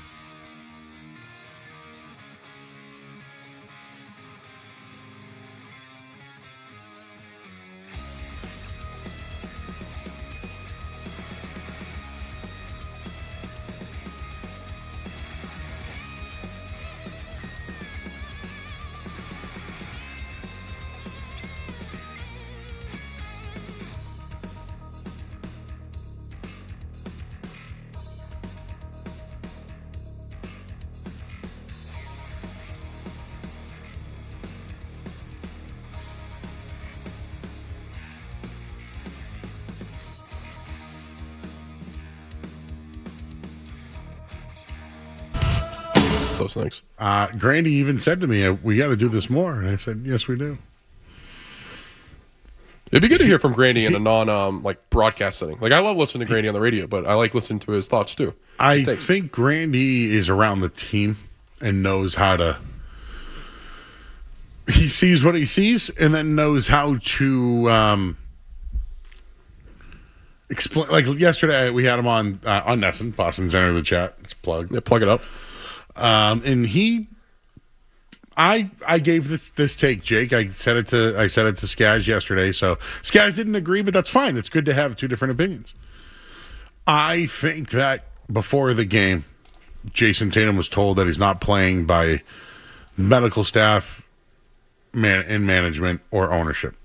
Can we just call management all of them? Yeah, the front office, sure. Once that he found out that Jason Tatum wasn't playing, he just threw together a lineup that maybe he thought could keep the 76ers off balance, but really it was a throwaway lineup. It was laughable. The lineup was laughable. I love my guy Ron Hoppa Jr., but that's what we're going to remember him now as, right? We're never going to remember him for anything else. It was stupid. It was smelly. It was a smelly starting five. They got out to the bad start. They didn't play Vucevic at all, which to me is a shot at either Brad or management, as that was the move that they made to get under the salary cap. Is Joe Mazzulla in a position to take shots at Brad or management? Well, when you make $4.75 million a year, Skaz, and you already were told above that, like, I think with the Tatum stuff, Skaz, I think there was Tatum's going to sit out. Whatever happens today, your job's safe. Like that kind of thing. I feel like it was because tomorrow's the press conference, right? I bet you tomorrow they say, "Yep, we're all on the same page before the game. This is how we felt. We knew it was a gap year." You're going to hear gap year. And will you? You think you're going to hear gap year? I think Brad Stevens will say gap year. I also think that they're going to say Jaylen was already fined $50,000 for his comments, and that he'll be back next year, and that Tatum's going to be back. And I mean, this is what I'm assuming. And then they're going to talk about all basketball crap when I want the good storylines. So, anyways, I think that you're right, guys. Does Joe Mazzulla, is he in a position to do that? No. But I just look at what I've watched from Bill Belichick for years, or even Alex Cora recently. When you don't get your way, these guys are stubborn and they lose their own ways. And this is me just spitballing. I could be completely wrong. But it's just calculated. Crap off starting five. You don't play Vucevic. Those are just they're like they're symbolic. Don't you think the move would be to play Vucevic 35 minutes though? Well, that too. You felt that way. That because Joe Mazzulla wants to shoot threes, doesn't he? Isn't Nikola Vucevic a Joe Mazzulla type guy? I know I'm stretching here, but I'm just not putting it by it. That's all. I mean, you shouldn't. Just how this season ended, anything's on the table. You have obviously the Joe Mazzulla starting lineup in Game 7, Jaylen Brown's comments afterward, Tatum not playing. There's way too many things that changed that were unexpected that raises questions about where this team's going, what happened, and if there's going to be a fallout. And that's the problem when stuff like this happens. It happens across any sports. Same thing going back, not to cross sports here, but Patriots and Malcolm Butler. When Belichick didn't play Butler, there was something that happened, obviously. It was stubbornness. Yeah. I mean, Mazzulla's that guy. He is exactly. So that's where I'm going with this, is that there's always something that can affect you down the line. Yeah. But again, Belichick had every right. He had the control. He had to do all that. I get the point of Mazzulla. I just think maybe when Tatum was sat out, there was some assurances on his behalf. It's crap. I hate it. I don't like it. But I mean, the sniffer's never lied. What's smellier, the starting lineup or Jaylen Brown's comments on the stream? I mean, realistically, it's Jaylen Brown's comments. Yeah, Jaylen Brown has told us that he's a leader, that this was his team, these are his guys. I mean, losing to Joel Embiid and Paul George and the Philadelphia 76ers at home, where you lose 3 home games, and then getting on the internet and whining, I would say is the exact opposite of leadership. I don't know how you guys feel about that, but I agree. To me, if there's one thing that's really stuck with me about this series and how the season, ended, I think that's a real, bad look for Jaylen Brown. It's tough when he's the guy to jump in front of a microphone all season. We said it, last night. We said it on the Green Teamers. Like, Jaylen Brown wanted all the credit in the world for how great he was this year, and he was great this year. I'm not trying to discredit him, but then you can't, after the season, say how great it was when you failed, because that's what the Celtics did. They failed against the 76ers. Not only did they fail, they embarrassingly failed. They puked on themselves and played with it. They embarrassed themselves too. Like, in the Brown stuff is what's embarrassing. The starting lineup, their performance down the stretch, Joe Mazzulla after the game saying winning isn't everything, and he doesn't, his demeanor doesn't change. And then Jaylen Brown, who's supposed to be the leader, says all those things. So now Brad Stevens is going to talk tomorrow, and he has to clean up the entire thing. Well, the first time he has to clean up a head coaching disaster or issue. He's pretty good at it, but it was good the first time. Worked out well for the Celtics. I feel as though this loss means that, I think they've fallen a tier. I think they have fallen behind New York. And I think they've fallen behind the 76ers. And I know you can look at the 5-year span and say, no, it's just 1 year. They've regressed, bro. Since they won the championship, they regressed last year, and they've fallen further this year. I mean, just look at the playoffs. You win the championship, lose in the second round, then lose in the first round. But that is the regression. It is right about that. But I'm thinking ownership, though. I'm thinking bigger. So this is the hard part, though, to go off your point, is it's hard to say regression because you don't know what Bill Chisholm and his ownership group, what their plans are, what they want to do. Yeah, do they want to go over the tax next year? It's a different group. There's no historical precedent. Do they have to stay under the Chisholm. Tax next year? Right, they do. How do they go and get under the tax next year? Is it trading Jaylen Brown? I mean, is that what it is? I mean, they could keep Brown and Tatum like they did this year and stay under the tax. And trade Derek White or somebody like that. But because we were just talking about this during the break, but because they were a tax-paying team for 3 consecutive years, they have to be a non-tax-paying team for 2 years to fully reset the clock. And this is where the numbers and the ages start to really work against them. Jaylen Brown's going to be 30 years old next year. He's going to be 30 years old. He's going to be an 11-year vet in the NBA. So they're not going to be a tax-paying team next year. The following year, they can finally start paying a tax again and go above that. Derek White is going to be probably 34, I believe, by that point. I'll double check that, but Jaylen Brown's going to be 31, 32, and Tatum's going to be right behind him at 30, 31. So what do they look like at that age? That's a very pivotal age for NBA superstars, the wrong side of 30. We talk about it all the time. Like Paul George is a good example of this. We saw him struggle this year. I know he had the suspension, but the year before that, it didn't look good either. And he lights it up in the playoffs. But that was just one moment, one round. He got hot for a week. Not even 2 weeks. He got hot for 1 week. So I don't want to sit here and say Brown's going to be a terrible player when he's 32, but those are the games you play when you start punting on seasons because of luxury tax and trying not to pay money for certain things. That's what happens. All right, this hour of the Sports is brought to you by Valvoline. It's an oil change. Enjoy quick and convenient vehicle maintenance this month. Visit NewEnglandOilChange.com. You'll save 15% off an extra oil change at Valvoline. It's an oil change, the official oil change of busy people. Why don't we just continue the Celtics conversation? I know some people want to call in. We'll skip in or out for now. I like to have fun, but we get plenty of time later. We can do that, and tomorrow, and the next day, and the next day, and the next day, and the next day, and this is what the Celtics did to us. So I blame them and the Bruins. Jake, I've worked here 15 years. This is the earliest we've ever not had playoff games. It's pretty pathetic, isn't it? Sad. Yes. And I would love that money. I'm sure the station would love the money for those teams going a little bit further. We all love the money. We all love the money. Does Mr. Chisholm, how does he love the money when it comes to the Celtics? We'll hit the headline. We'll take a break. We'll hit the headline. Skaz, I just sent you some sound from the Rich Eisen show. And there's a rumor regarding the Celtics in that clip. We'll react to that. I see your calls on hold. Corey and Nick, you guys stay there. We're going to talk to Sean Grande at 9:20 tonight as well. You're listening to 98.5 The Sports Hub.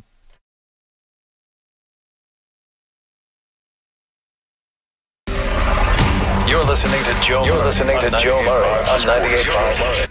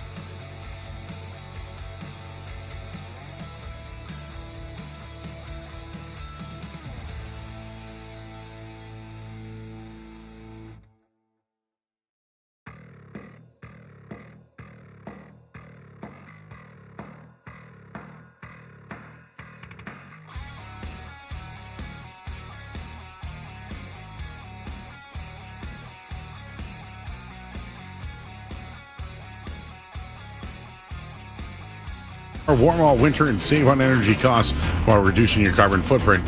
For a free estimate, visit superservicetoday.com. I'm Joe Murray.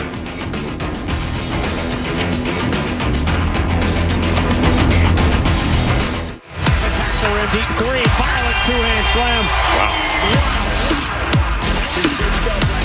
98.5 Sports Hub. What's it gonna be, McFly? Are you in or out?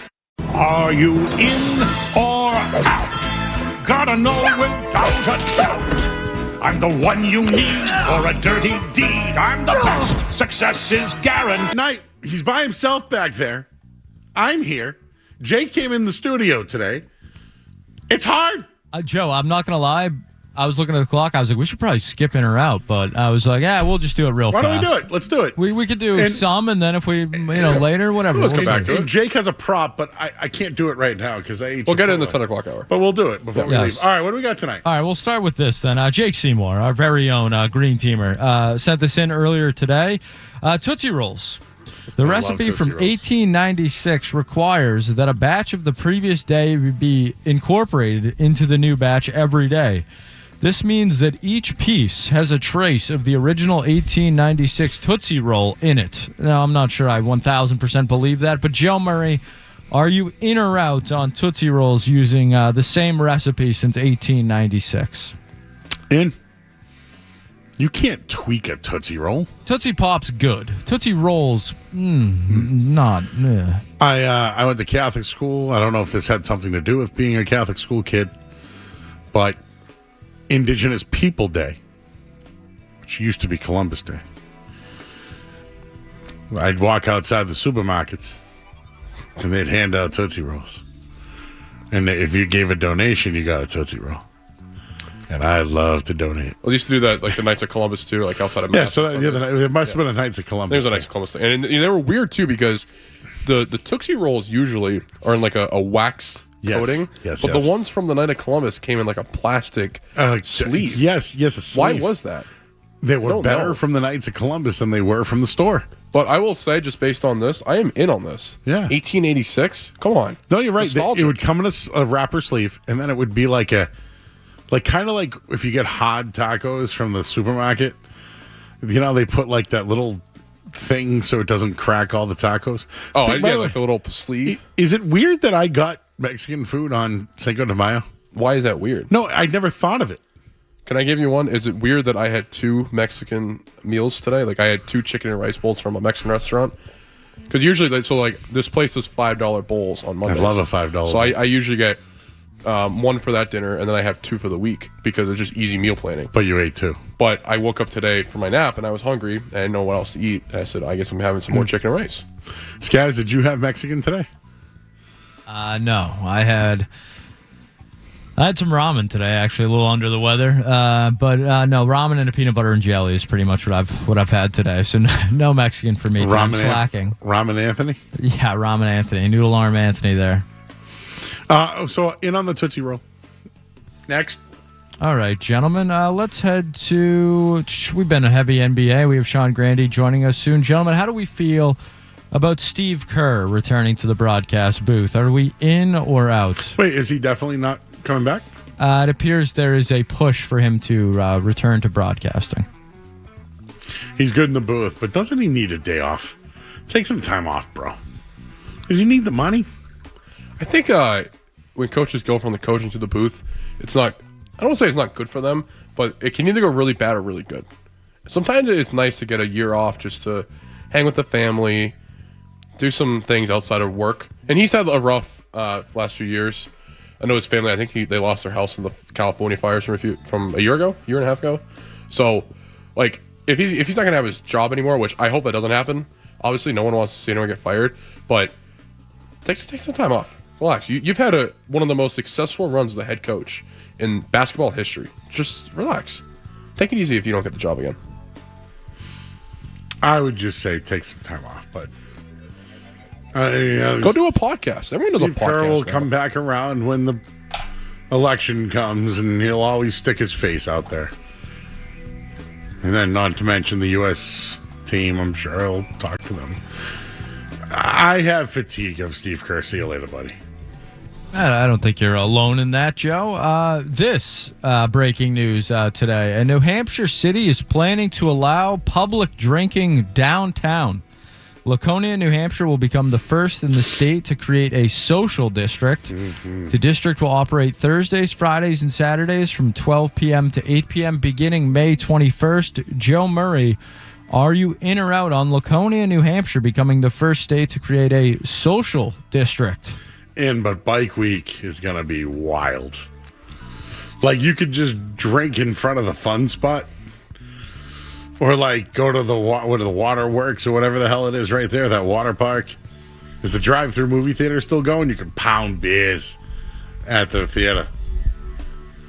I will say I'm so in on the Laconia and the lakes up there. It's one of the best spots in New England, I would say. I know you're not the best. I did just to go, like, not a lot, just, a handful of times. But every time I got up there, it's been great. Good time with friends, good memories up there. So I would... So you're a Lake Winnie guy? Yeah. I like the Winnisquam, yeah, is where my buddy's place was, and it was beautiful up there. Super, super fun times when we were up there. A lot of good stories. But on this thing, of social drinking, yeah, sure, why not? I never understood, by the way, like, as long as you're not getting belligerent, what the issue is with, holding a beer can outside. Like, I never really understood. Vegas they allow it. Yeah, Vegas they allow it, but like, as long as you're not being belligerent and rude and an obnoxious drunk, and you're not like obliterated, I don't see the issue with it. I really don't. In on that, guys. I had a feeling the gentleman would be in on that one. All right, let's head to the World Cup for this next one. The World Cup fast approaching. Fox has announced that they will be hiring someone to watch every FIFA World Cup match for a $50,000 salary. The chief FIFA World Cup watcher will watch all 104 matches from Times Square. Gentlemen, would you be in or out on being the FIFA World Cup match watcher for $50,000? You got to watch 104 soccer matches in Times Square. I'd blow all the money on bets. Shows like that's it? That's my gambling allowance? It's a lot of games. I'd be betting the half, the quarter. Just the half. Soccer. Which player had shots on net. I'm not a soccer guy, but for $50,000, can I sign up now? Hey, what was the amount to watch every single Marvel movie? Didn't they do? Remember that? I don't remember. Yeah, but I remember, but I don't remember. Do you know who I would send to do that? Street Team Joe. Oh, Mr. NBA. Maybe Mr. World Cup. Didn't hear from Mr. NBA today. Actually, he literally just texted us. Oh, did he? And he wrote, "This is what he wrote. It's horrendous that the Celtics aren't playing right now." Oh, it's good to see he's doing well. He's handling the Celtics loss well. In our group chat, he texted us on Sunday, thinking it was Monday, asking if he could come in, right? Yes, he texted me outside of the group chat too and said, "Can I come in today? Do you need help?" And I said, "Joe, it's Sunday." And he said, "Oops, the Celtics loss has me spiraling." And he texted me that he also texted Joe Murray individually and said, "I'll see you tonight," which was also not true. We haven't seen him at all. I haven't seen him since. Anything else before we talk to Grandy? We have the great Sean Grande coming up next. We could save. I do have one that I think we do need to get to, but we will get to that maybe in musings, Joe, related to the Chipotle CEO. Yes. But yes, the great Sean Grande joining us next. I will tell you though, I'm teasing something here because I know where he's going with it. I asked for extra chicken.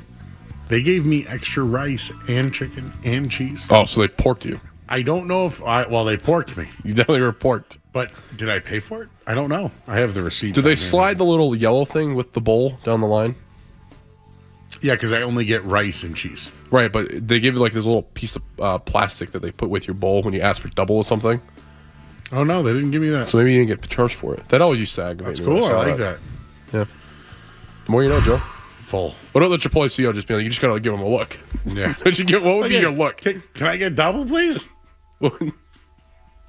All right, we'll talk to Sean Grande, voice of the Celtics, next here on the Sports Hub. More Joe Murray coming up on the Sports Hub.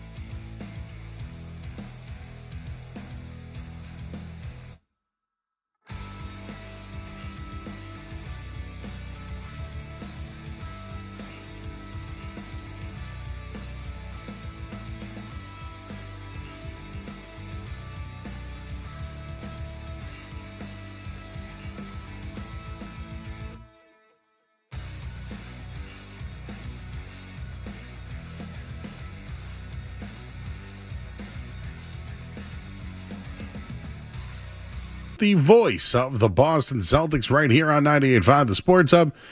He is Sean Grande joining us on the Joe Murray Show. Hello, Grande. How are you, sir? I enjoy being in your space. Usually you're in my space. We're sharing a space. But tonight, I'm in your space. It's kind of it's a different place to be. I like it. I like it. Thank you for joining us. It's a little bit late at night, so I mean, usually you're working, or you would be working at this time of night, which it does feel a little empty. Would you say that the Celtics are out of the playoffs at this time of year? Well, you're so upset about Gavin McKenna going to Toronto that I mean, you found new things to get upset about. Right? Oh, I'm pissed. The lottery in both sports, Sean, it's got to go. Safety, huh?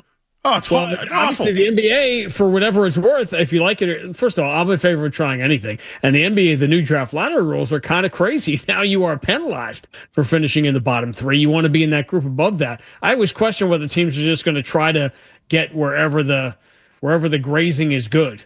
And they'll do whatever it takes. If that means tanking to go from 8th in the conference to 11th in the conference, does the play-in matter? But I'm in favor of trying anything because, needless to say, it's a disaster. And as I sat next to you on your TV show yesterday, we pointed out that the Philadelphia 76ers, one of the teams that have absolutely benefited from playing the system, having a horrific, embarrassing tanking year last year, and the result is Vijay Edgecombe, who's a big reason why they're still playing and we're not. Well, we just saw that Jaylen Brown was fined $50,000 for his comments regarding the officials on his live stream.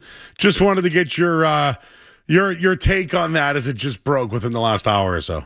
Well, my first thought was that I thought you did social media and streams and YouTube channels to make money. Right, I thought the idea was to earn income, not to give it back, which is obviously what Jaylen did here. It was funny. I was putting all my stuff away for the year, and I came across very early in my book for the season was the Utah game, that bad game the Celtics lost at home, like 4th or 5th game of the year. And remember, that's where Jaylen got tripped on the last play of the game, and that's where he sort of started this season-long battle with the officials. I actually started that night, and Doc Rivers once told me nothing good happens after midnight. And I imagine Doc would double down on that with streaming. So if that is the price that comes with speaking your mind, I'm not surprised at all that the league cracked down on it because it does fall under that umbrella. But Jaylen wanted to speak his mind, and he did. Do you think he has any right after losing? I mean, do you think he's taken any accountability losing in the first round instead of blaming officials or Joel Embiid for flopping? I don't think it's whether he took accountability or not, but it's a bad look. And from a PR standpoint, I would be crossing my fingers that he wouldn't be saying this stuff on his live stream immediately following Game 7. But players do their own thing now. Jaylen, needless to say, if anybody is their own man, it's Jaylen Brown. And he's going to do what he wants to do, and he has earned that right. It wouldn't be my choice. It's kind of like, you want to start Ron Harper, and who am I to say Ron Harper shouldn't start Game 7? That's not my choice. That's Joe's choice. It's Jaylen Brown's choice to do the streams and to speak his mind and accept the content. If you and I got fined $50,000, we'd be crippled by it. Jaylen's going to be just fine, I think, for taking that fine. I do think it's not a great look, but on the other hand, maybe you and I and a lot of us care too much about how it looks as opposed to, what it really is. I don't think anything Jaylen said or didn't say is going to make anybody feel better about what happened on Saturday night. Brad Stevens will talk tomorrow. Do you find it interesting that the fine happened tonight before he talks to the media? I'm not sure. I think that was sort of within the regular framework of a fine of 48, 72 hours when they would normally do it. I don't think one has anything to do with the other than it's probably a question. I didn't necessarily want to sit here when there's a lot of other stuff to talk about, including for those of you watching on YouTube. I'm wearing, I hope Joe appreciates my tribute to Bobby Dahlbeck and my Yomiuri Giants hat that I have on. He's 7 home runs, man. What would he be doing here? He's like Bull Durham, He's going to catch that record someday.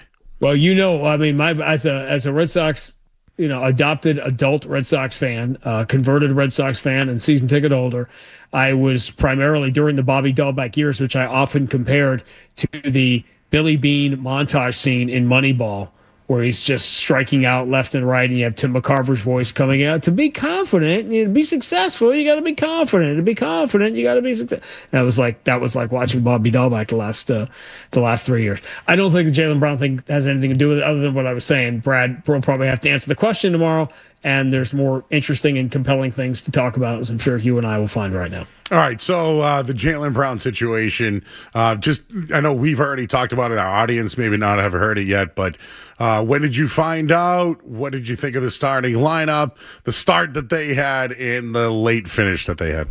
Yeah, I assume you mean Tatum on Saturday when the event happened. I was a little bit surprised. I think a lot of people, names that you're going to know, were surprised by it, because it really felt, after the game Friday and the conversations that were going on the plane on Thursday night, coming back after Game 6, were that it wasn't going to be that big a thing. But a lot of the ancillary talk was, man, if anything's wrong with Jason Tatum, he shouldn't play in Game 7. And that was a philosophy adopted by the organization. Everybody felt strongly. And as I've said a couple of places, including to you on Nesson yesterday, my image of Game 7 will forever be the sullen, angry, disappointed look, crestfallen Jason Tatum not being allowed to play, essentially, in Game 7. But I think every Celtic fan, as much as you're hurting right now, would agree that was if there was any chance of an injury or any weird stuff going on, that he couldn't play. The frustration is, had the Celtics wrapped up the series in 5, he might have gotten the days off, and you would never know, because he might have been able to jump right in against the Knicks in Game 1. But I don't think anyone really questions whether that was the right decision for him not to play. And my take, of course, was maybe Joe Mazzulla found out early. Maybe Jaylen Brown didn't find out. And, Skaz was just about to ask you. I know he's got his head. So you want to ask him about the starting 5? Because my take is maybe that's why Joe came out with that starting 5. I don't know. What do you got, Skaz? No, Grande obviously all over the starting lineups whenever they come out. As someone who's, worked with him on these games, I know that. I was just wondering your first initial reaction when you did see the starting lineup for Game 7. Not surprised by Shireman. Not surprised by Garza. Harper seemed a little bit of a bridge too far, but the interesting thing is it happens the way they do the lineups now. In the olden days, I would know the starting lineups and any changes, because my conversation with the coach came a little closer to the game and the rules were different. When they changed the rules to where you didn't have to release your starting lineup until 30 minutes on the clock, like 30 minutes before the tip, that's way after I had the conversation with Joe that you guys all hear. And sometimes I'll know things, sometimes I don't. Sometimes he doesn't know things as far as who's going to be available and who's not going to be. The Harper thing wasn't my choice, obviously, but what I did think when he did it was, if you're going to play Garza for 8 minutes and you're going to play Harper for 5 or 6 minutes in a game, and Shireman was going to play, where are you going to throw off the Sixers more than by throwing them out there to start the game? It's an unconventional Joe Mazzulla type move. Unconventional moves, when they work, make you a hero of the internet, and that's my guy, and that's my coach, and that's why I love Joe Mazzulla, because he does all this crazy stuff. Nobody said a word when he started Ron Harper in Houston in February in a back-to-back against the Rockets, who were rolling back then, and the Celtics won the game, and Harper was one of the men of the match that night. But obviously Game 7 is a different animal, and it's like most things. It doesn't work. Shooting threes doesn't work when they don't go in. But for the 80% of times the Celtics win, it works. And on the live by the 3, die by the 3 thing, it was, 23 months ago, I was on a duck boat rolling through Boston past 1.4 million people to my left and right. And you know what none of them said? This team shoots too many threes. Nobody said it that day, because they went in, and it worked. Sean, what do you think we hear tomorrow from Brad Stevens? And or the Globe reported today, it sounds like Joe Mazzulla will be back. Do you think we hear anything outside of disappointment? And do we hear anything about maybe a change of philosophy? No, no, because if there was going to be a change, let's pretend there was going to be a complete change in philosophy. Do you think, A, that would have been decided already, and B, that Brad would reveal it in a postseason news conference on the 6th of May? That obviously isn't going to happen. The Joe thing is absolutely hysterical, because where else can you be like the MVP in your profession, and then the next day people are talking about whether or not he should be back or not? Joe's going to be the coach of the year. That's going to be an awkward press conference, right? When that one happens, and he deserved it because it's a regular season award. I think that if you're Joe, here's the only thing: is that as a PR consultant, if you're going to live life the way Joe lives it, and my God, I wouldn't live it any other way. Then if anyone is more true to himself than Joe Mazzulla is, I have not met that person. But if you're going to make unconventional decisions, it puts you out on Front Street for absurd conversations like, should the Celtics move on from Joe Mazzulla? So when it doesn't work in a Game 7, when you roll the dice and it doesn't work, you put yourself out there. That's why a lot of coaches don't do that. And they play it safe, and they don't want to put themselves out there. He does, and this is the price you pay. I've heard a lot of people who don't want to accept what this year really was and how it ended the way it was supposed to end at the start. And I know everybody got their hopes up. And they bought into this idea that a healthy Sixer team was somehow inferior to a Celtics team that was what it was, obviously, throughout the course of the year. I get all of it. I get the anger. I get the frustration. Believe me, my timelines were all full of it. But I think it's going to take time, maybe years, to go by to look back into what this season was. And what comes next is really going to define it. What happened in the playoffs to some degree is not going to define the 2026 Celtics, because in my view, it ended the way it was going to end in October. What's going to define this particular era is what the Celtics do going forward. Brad Stevens, whether you want to admit it or not, this was sorcery, what he did with the cap and the tax. But like trading Devers, it doesn't matter unless what do you do with resetting the tax penalties? Now, that's where Brad is sort of on the clock, and I don't think he'd have it any other way. Sean Grande, voice of the Celtics, joining us here. Was this the greatest year of your career? It was professionally, we had a blast calling this great story. I think, listen, as long as you get to sit next to Cedric Maxwell, it's always going to be the greatest year of your career, right? I thought it was, of the 25 years with the Celtics, it was the most overachieving team in the regular season. I would put it under the umbrella of the Isaiah Thomas year in 2017, where there were all these crazy results that you didn't have a right to expect. Obviously, that team went farther in the playoffs. You had the Kelly Olynyk Game 7, right, against Washington, and the comeback against Chicago in the first round. So you have more, playoff memories from it. But this was an absurd team. And as you and I have discussed at times, I find it funny that people associate me with the whole gap year thing. The gap year thing was obviously satirical, but it was also self-effacing, because every night they were not only doing things to prove people wrong, they were proving me wrong too, because I was one of the people that was not a big optimist as far as crazy high win total. I thought this team had no legitimate chance to win 50 games. I thought that was pie in the sky, absurd optimism. And they just throughout the course of the year continued to surprise me and an awful lot of people who had them picked 7th, 8th, 9th, whatever, a play-in team in the Eastern Conference. So I think if you're in my job, Joe, you have to enjoy the regular season. You've got to, if you don't love Game 17 at Toronto, you're in the wrong line of work. And I understand what's happened here in the last 25 years, like with the Patriots, wake me when it's January. And the Celtics now, unless you get to a conference finals, wake me when we get to the conference finals. That's the 25-year run that this city has had. But maybe it's just going back to being a kid, and being a true fan of a team means you love that team throughout the course of the year and telling its story. And I just don't remember in 25 years having a better regular season story to tell than this one and Isaiah's in 2017. So the gap year stuff, I was going along with you, like after games, like, yeah, look at this team, gap year.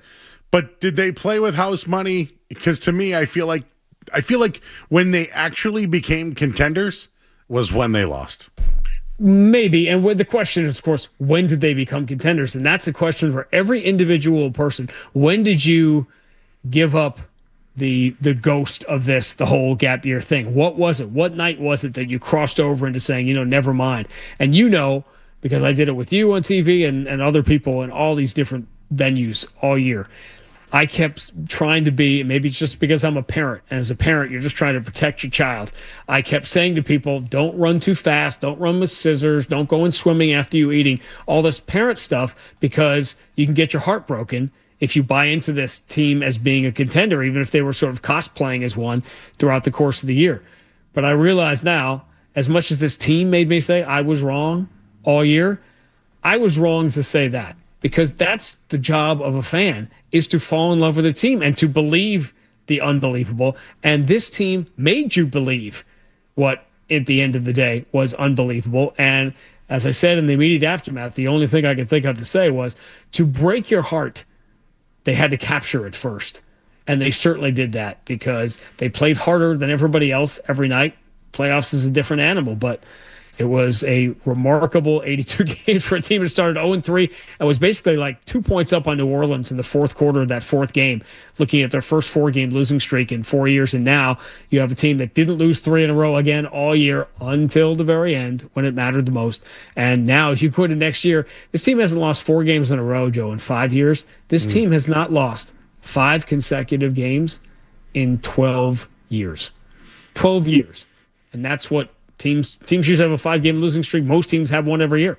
And so I know that it's only championships here that matter, but you have to appreciate, even in a year, there are teams around the NBA, cities around the NBA, and you know this, Joe, that were starving for a regular season like the Celtics just had, and they just continue to have more and more resentment towards Boston and the Celtics that, wait a minute, that's that we were supposed to have this year. This was supposed to be the year where the pressure was on the Knicks and the Pistons, the Cavs. They had to win this year because the Celtics will be back next year. And the Pacers, by the way, will have Halliburton and DeBanza or somebody else, unless they trade with the Maple Leafs and get Gavin McKenna. They're going to have a great team coming back next year. So the pressure wasn't on the Celtics. And I just, all around me, everybody was buying in, like you were saying. And the odds makers, everybody likes to talk about, as if Las Vegas determines who the best teams are. Las Vegas determines where the money goes, not who the best teams are. And when they started making the Celtics the favorite in the East, it was all I could do not to roll my eyes like, all right, if this is where we are, this is where we are. But you still, in my view, they were always playing with house money. Do you think the Knicks and 76ers have, or the Celtics have fallen a tier below them?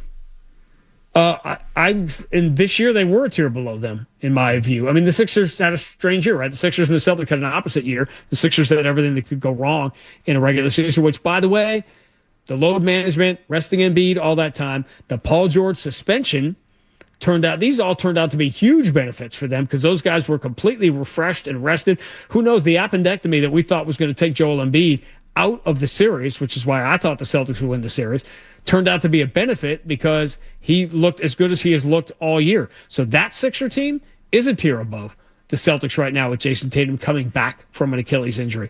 I guess the question is, you're saying, have they fallen behind them right now?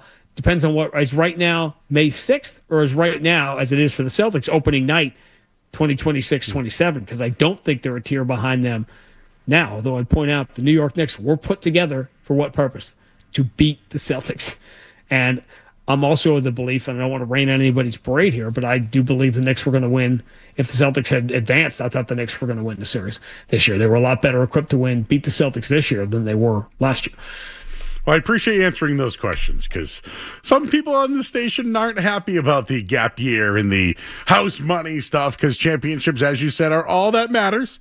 But I'm glad you at least cleared the air right here. Well, because here's the point, Joe. Other people that you are maybe talking about, we all know who you're talking about.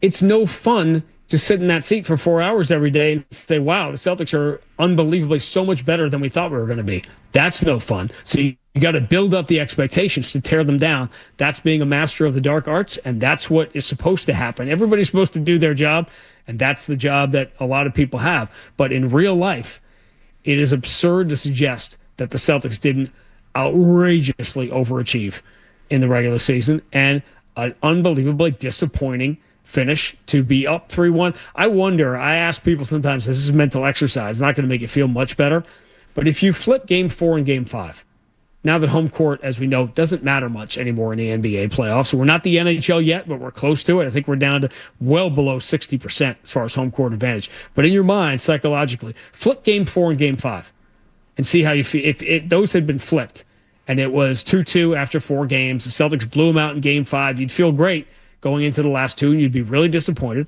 as the Celtics did in, 2009 against Orlando and 2018 against the Cavs when they lost the last 2 and lost Game 7 at home. It's brutal to lose Game 7 at home when you think you're going to advance. But, again, I go back to the idea that if you bought into the fact that this was one of the 3 or 4 best teams in the league and a championship contender, I think you were counting on things you didn't have a right to count on, which is guys who didn't have playoff experience performing that way, and Jason Tatum being 100% Jason Tatum again. And he, like the team itself, fooled us, right? So there were several games I wasn't even thinking about the injury anymore. But a harsh reality, right, in Game 7 should have reminded everybody that Jason Tatum wasn't Jason Tatum yet. We saw a lot of signs of it, and this could not have gone any better for what the end goal was, which was for him to be Jason Tatum when it matters. Opening night, 26-27. But, was he going to play in the first couple of games of the Knicks series? Had they gotten through that game Saturday? No, he wasn't. So this is about 26-27 right now. He's Sean Grande, everybody, voice of the Boston Celtics. Sean, appreciate you taking a few minutes here, man, and go enjoy your time off now.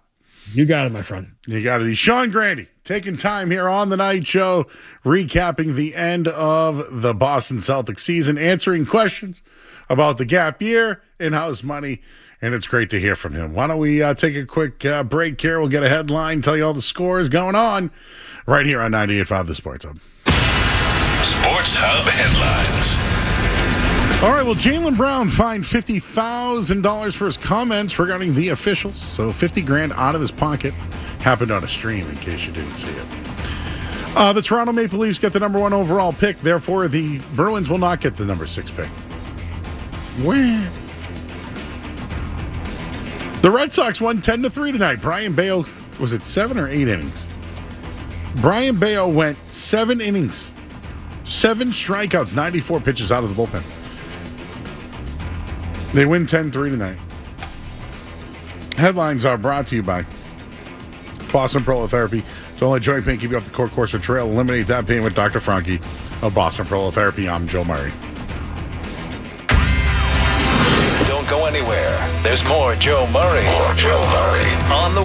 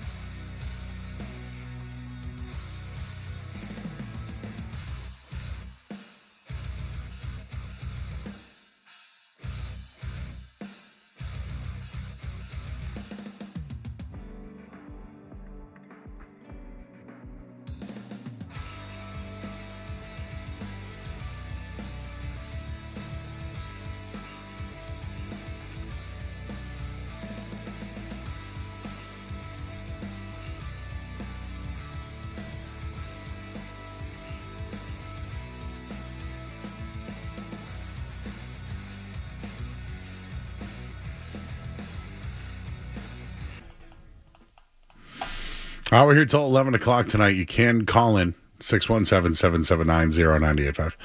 We're on YouTube. Thanks again to Sean Grande, voice of the Celtics, joining the show. The chat wanted me to ask Grande about the gap year and house money.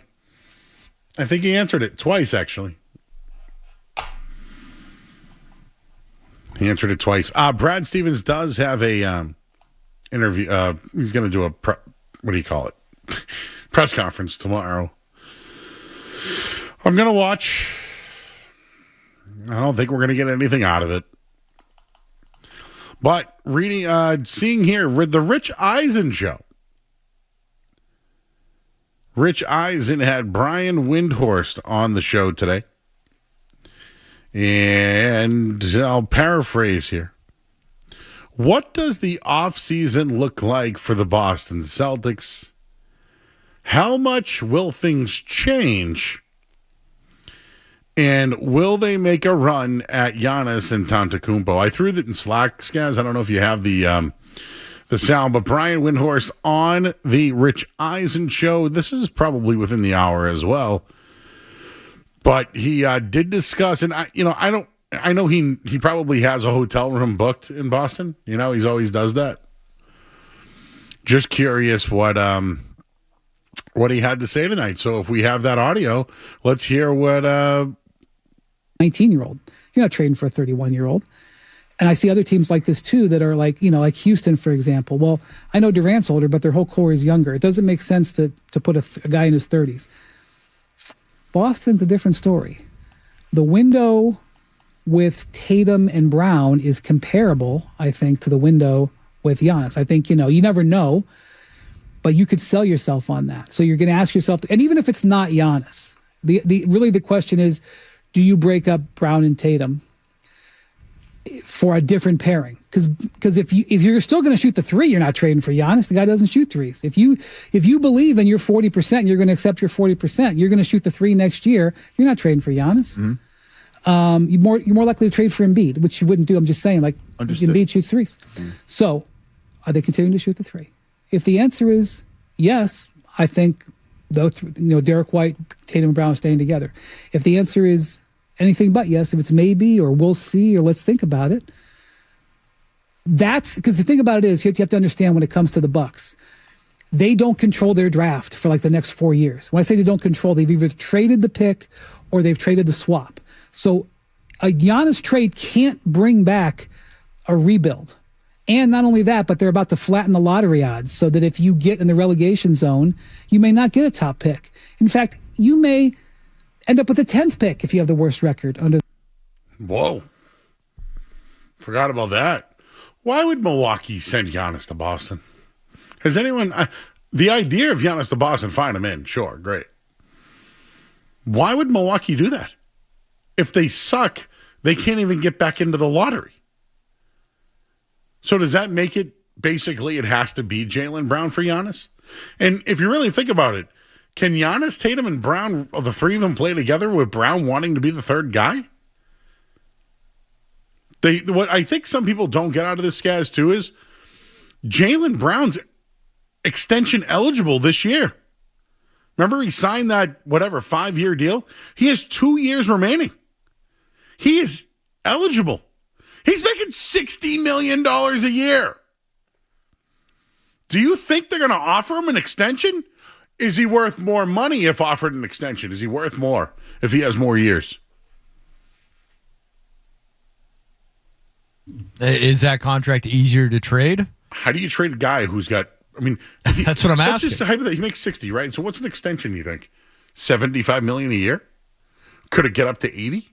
I don't even know. What's SGA right now? 80? I don't think he's that high. Jaylen Brown's going to have a huge contract. $72 million. 72. Jaylen Brown will make more. In 2030, SGA will make $78 million. 79 or 78.8 if you want to round up. So you have to think that's where Jaylen's going to be in 4 years. Like Wemby is probably going to make close to $100 million a year at some point. What's Jokic going to make this summer? He's extension eligible too, right? Right now? Or is he a free agent next year? Yeah, they're going to get him this year. They'll get him. Unless he goes in as a lame duck. That's not going to happen, right? This Jaylen thing is more about his contract than what he's saying. I'm telling you right now. He's got 2 years remaining at $100 million.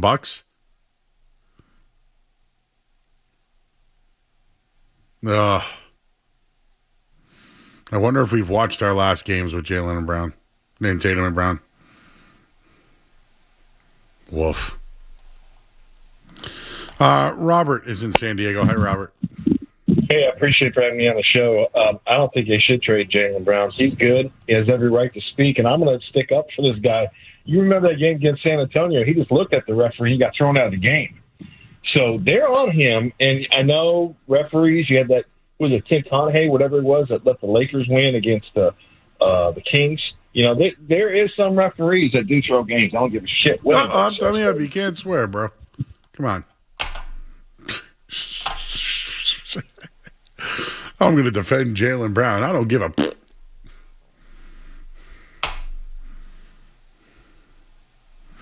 Well, the Red Sox won, Justin. How you doing, bud? Hey, Joe. It's Justin. How you doing? Good, I just wanted to talk about the benches clearing. And I just heard the comment by Fernando Valdez post-game, and he said that it wasn't intentional. And I just wanted your thoughts on that and Kaz's thoughts as well. I thought it was intentional. And there's receipts. So if it's not tomorrow, who's pitching tomorrow? It's probably Sonny Gray. He's not going to do it. I think it's TBD tomorrow. Not sure. Well, it could be Sonny Gray because he's eligible, but let's see, Joe. Let's could see be Alec Gamboa for all I know. Or did he pitch tonight? Right now, it is still listed as TBD. It sounds like it's going to be Sonny Gray, but we'll do musings at the top. I know there's some people that want to get in on the Celtics stuff. I would like to laugh for a little bit. Can we laugh? Because there's an alligator story I would like to discuss. And I felt like the alligator story was very funny.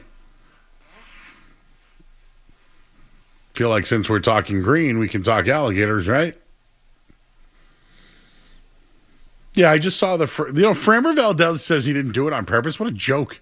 Is that so he doesn't get fined? Anyways, Kenny's in Methuen. Kenny. Hey, yeah. Love the show. You guys are awesome. You brought up the Jaylen Brown contract stuff, and, a lot of times when we see situations, players ended up getting traded. So I just wanted to ask you, push comes to shove, you do have to trade Jaylen Brown. Curious out there, who would you want to see? Who would you feel good getting in return? Dude, they're never going to get. There's not many options. They're never going to get a return as good as Jaylen Brown.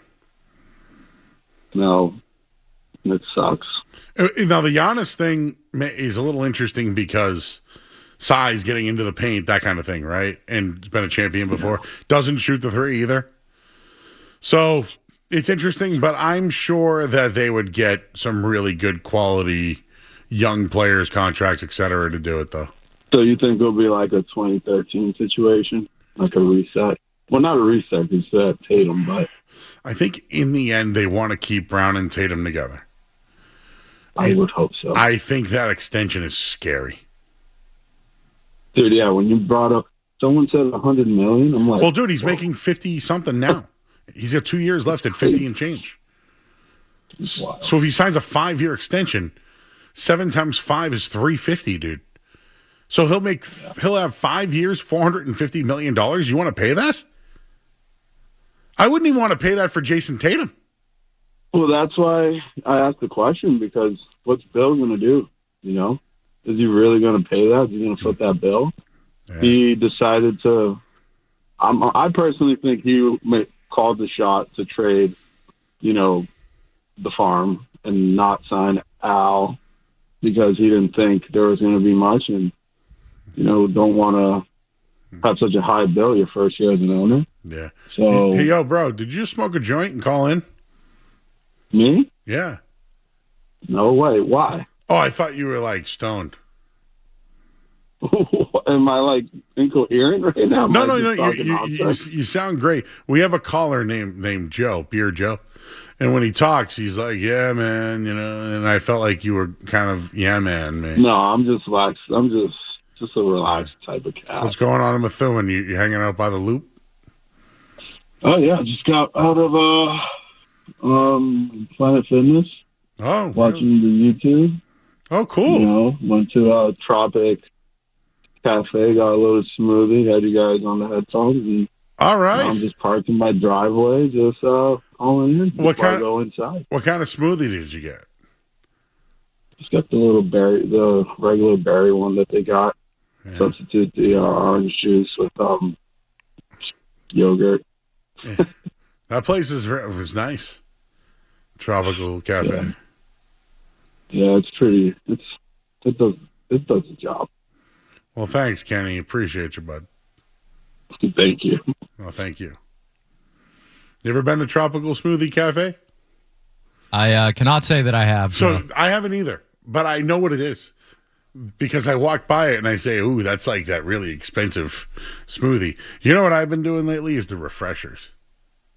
I have noticed that, Joe. You've been on a little refresher kick lately. It's think about this. You know I love an Arnold Palmer, right? Of course. By the way, in Vegas, they had another Arnold Palmer machine where it was half lemonade, half iced tea. Thank you.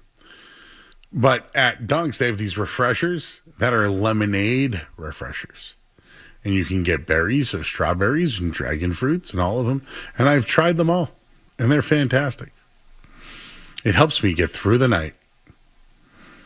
Where's our sponsorship? I'll take gift cards. I'd love a Dunk's gift card. How about you guys? Of course. You kidding me? Yeah, absolutely. In. All right. Well, we get the final hour of the show here.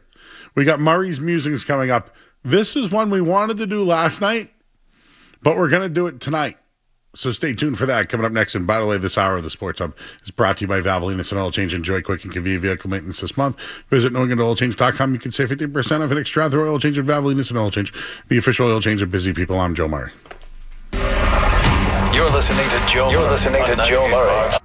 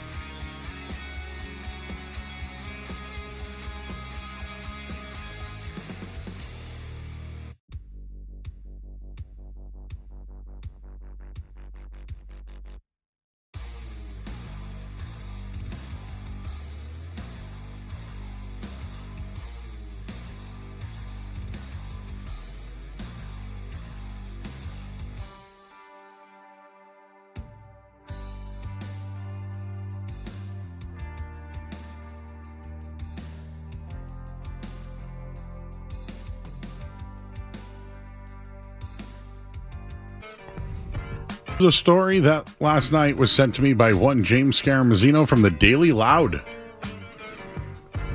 Joe, you keep saying fun with this story. I don't know if that's the right word.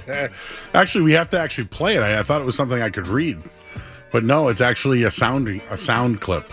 Well, kind of. Okay, so the Daily Loud writes, insane. Police airlifted a crocodile with the body of a 59-year-old businessman inside. Well, I guess I shouldn't say it's a fun story then, right?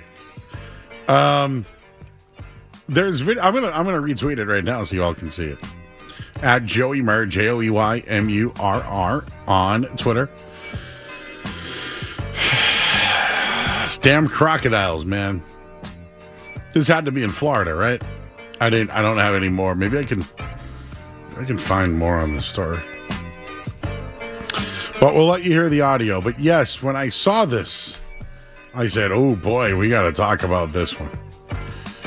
So once you got that all ready to go, Skaz, we'll cue it up, baby. I'm sorry, what was the alligator? Yeah. It's just the tweet from the Daily Loud. All you can hear, it's just the wind. Oh, it's just the wind. There is no actual. All right. What did they? So they cut the alligator open and found the man. Was he alive or dead?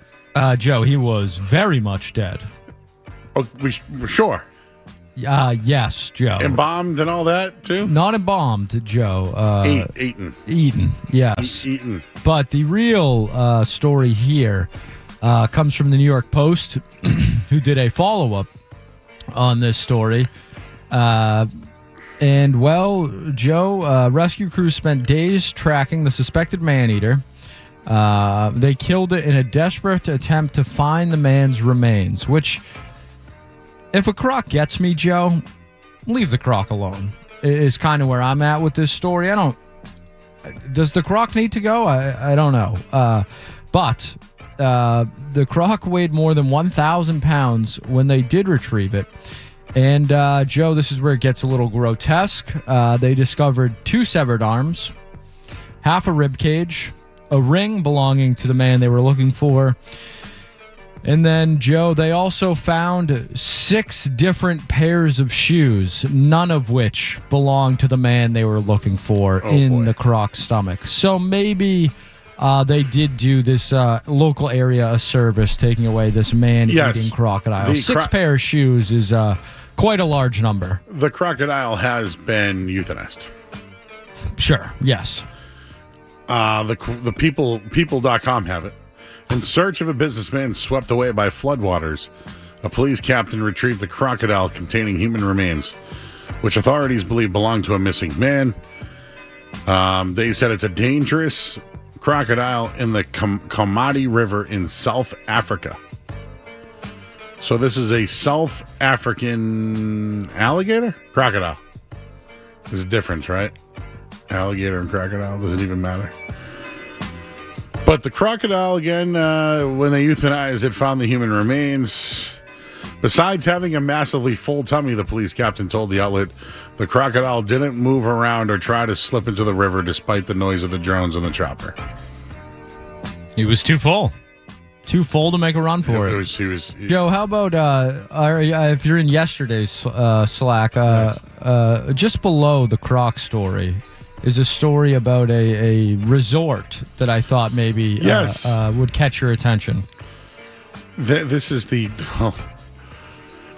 not the croc victims over 15-foot animal caught and airlifted. No, not that one. Yes. Also from the New York Post. Have you ever been to a nude beach? I think I've been on a nude beach, not knowing, but I've never been an active participant in a nude beach. I think I went on vacation in the Dominican, but didn't realize the beach nobody was naked. Yes. But it was naked free. Naked free. If you wanted to just let it all out. Let it hang out. It was acceptable, but of course. Nobody was letting it all hang out. Yeah. So a famed nudist resort is now overrun by globe-trotting swingers who won't stop having sex in the sand. What a headline, Joe. They're getting bum rushed. Is that from the article? Yes.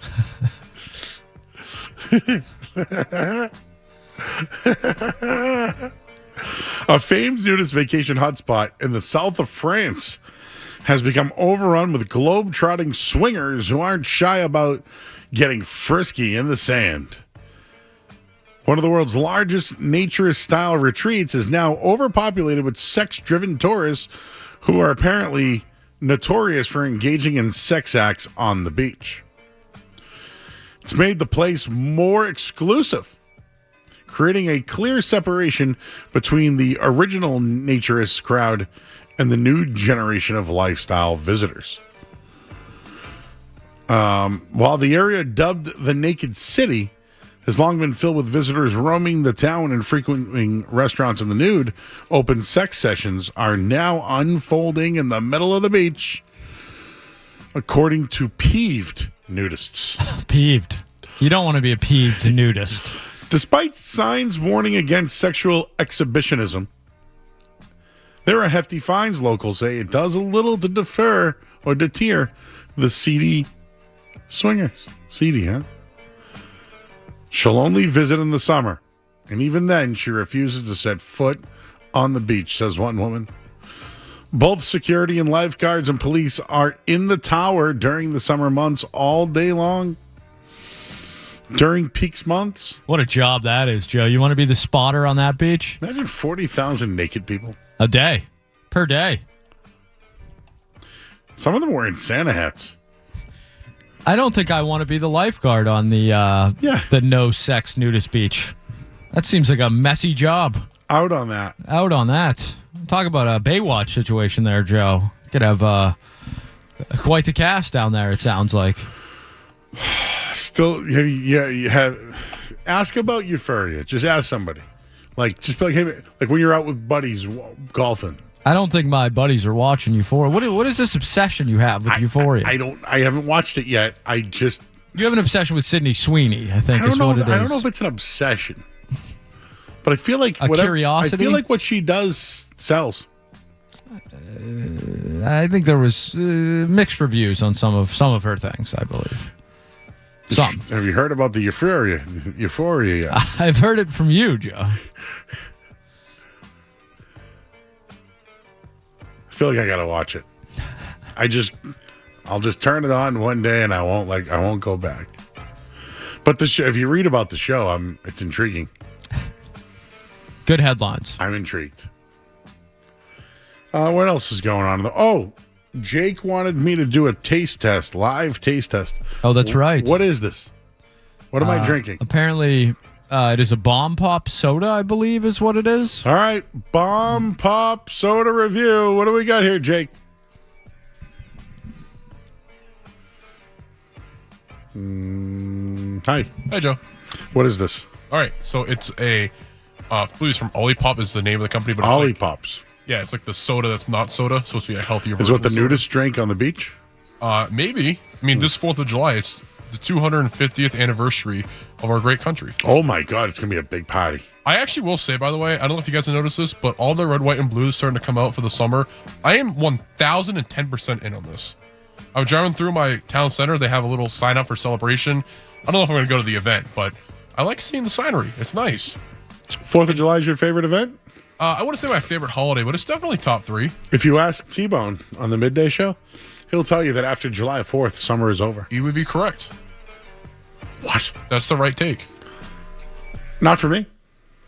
I'll give you the second week in July. Football season starts August 13th for me.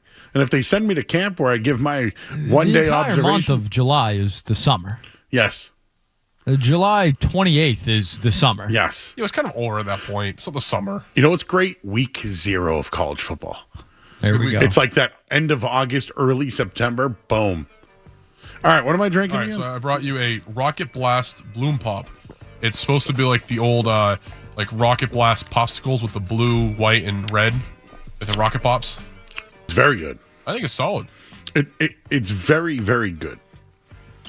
Like this just sitting in a nice little cooler on a hot day, and could be dangerous with the right combination. Now, of substance. I'm thinking red, white, and blue, and I actually didn't know this. It's actually red liquid too, so it makes me a little bit more happier. Very patriotic this year. So you're trying to tell me this tastes like the red, white, and blue snow cap or snow Look whatever? at the can. The radio, you can't see it, but Joe, you can describe it. Yeah, the bottle rocket. Yeah, the bottle rockets. There's only 3 grams of sugar in this entire can, too. It's fantastic. I think it's good. Scott, are you in or out? Oh, Scott has I forgot that there was even some back for me. Hold on. Yeah, Scott will give his rating. I'm honestly, if 10 is the absolute best score I can give, it's a very, very high 8, low 9. Yeah, I'll give you that. There's no cherries in this, right? No. Are you deathly allergic to cherries? Yes. Oh, hold on. I have no idea. Oh boy. There's a whiff. We're gonna get you. Probably. Jesus. We're gonna get you airlifted. There's a whiff of. Oh, I didn't know you were deathly allergic to cherries. Not Don't deathly, drink that. but don't touch that. But I back. certainly don't want to. Are get you some trying to hives. kill Skaz? I mean, it's not a bad. It's not a bad career move. Oh, terrible. I had no idea. Skaz, I learn more and more about your allergies every day, I feel like. Yeah, mostly just those. Yeah. Wow, I'm sorry, It Skaz. smells great, though. I will say that. The hardworking man back here, I was trying to give him like a nice drink, and I was going to kill him. Jesus, it's awful. I'm in on this drink. I think it's great. It's very good. It's better than I thought. Does it taste like a bottle rocket? It's very close. Come on. It's pretty close, Joe. I almost taste watermelon more than I taste cherry. Perhaps. But it does taste like the pop, I think. They also have a Shirley Temple one, which is pretty good. Again, I'm not a soda guy either. I really only drink water and coffee. But this is only 20 calories in the entire can and 3 grams of sugar. In on that. I'm in. I like to go 0 calories.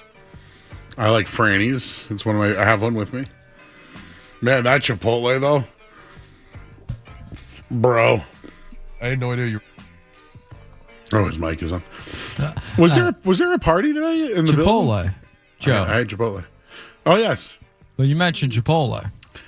I asked for the double today. And how did that go? No charge. How do you feel about the Chipotle CEO saying that all you need to do to get more steak, chicken, whatever you want, Joe, you just gotta ask? I did, and that's what happened. But dude, last night I thought he was a liar. Is it weird? Okay, I know it's Cinco de Mayo, right? Cinco de Mayo. It is, yes. Have you ever been on like a $5 margaritas at the Border Cafe? Oh, baby. Did you have like a Mexican spot growing up? I don't think so. We didn't do a lot of Mexican food. What about like tacos at home? We definitely did. It was definitely like build your own taco, build your own burrito, all at home. There was a Mexican place that opened up when I was in like high school. We went to. We still go to that place. Like a Casablanca or something like that.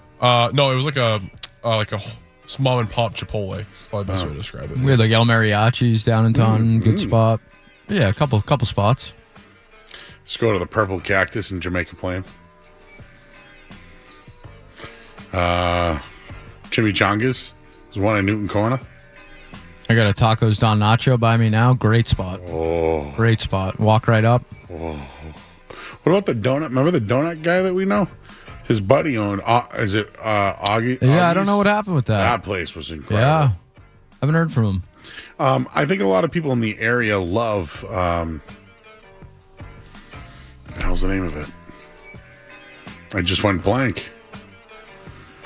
Everyone loves it in the city. Mexican joint. Why am I Mexican? Anyways, what do you go without? What won't you eat for Mexican food?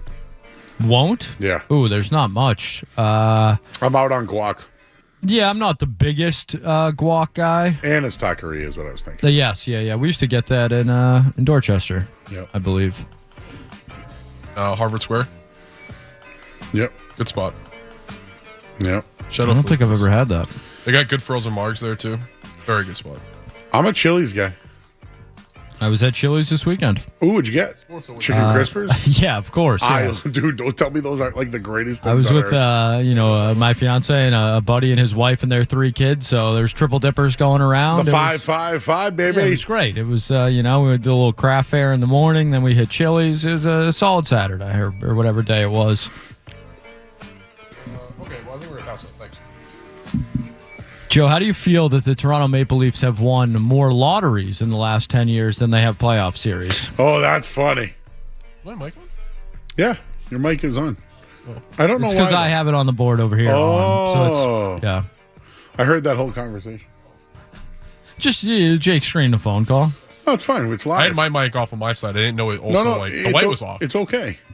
I want These lights back here. I want people to get a real live look of... I feel like the alligator right now. You feel like the alligator? I can't move. Couple pair of shoes? I cannot move my belly. That's what double chicken will do to you. Yes, I didn't need the double. I just feel like I'm full of bottle rockets and Mexican food. Not a bad... Save that for Not bad to be full of. Any birthdays today? I didn't look them up today. Let's see. Who's got a We did Cinco de birthdays Mayo yesterday, birthday. Jake. First time in a while. Karl Marx, Joe, birthday today. Oh, Chris Brown? Oh, yeah. We love him. Boo. Adele birthday's today. Adele? We like Adele. Who doesn't like Adele? I love Adele. Let's see. Mike Dunleavy, but not the basketball player, the governor of Alaska. Another I guess. Mike Dunleavy. I guess. Interesting. Harold Miner, Joe, former Won a Miami slam dunk Heat. contest. Yes. According to Wikipedia, there's 34,129 births in May. So May 5th is pretty common, it says. How about Muhsin Muhammad? Patriots fans should remember him from the Carolina Panthers. May I give a shout out for a birthday my age? Please. Did you guys ever watch the show Boy Meets World? Yeah, of course. Yeah. Watch the spinoff. Happy birthday to Danielle Fishel Topanga. Topanga, okay. I loved Topanga. She still looks like Topanga. The Instagram stars, though, where do they come from? I don't know, Joe. I'm seeing it's Henry Cavill's 43rd birthday today. Handsome guy. It's Mitch Marner's birthday. Oh, Mitch Marner. Hell of a pass last night. 29. Richard E. Grant. Did we say that already? No, Carlos Alcaraz, 23 years old.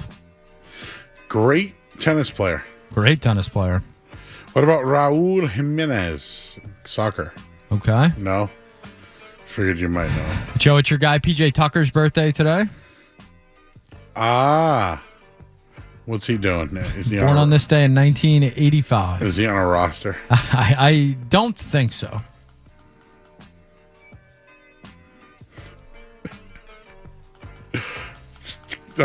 Jake, you did the live reaction of Kevin and I for the yes the responses. I keep every time I hit refresh, I have a new notification.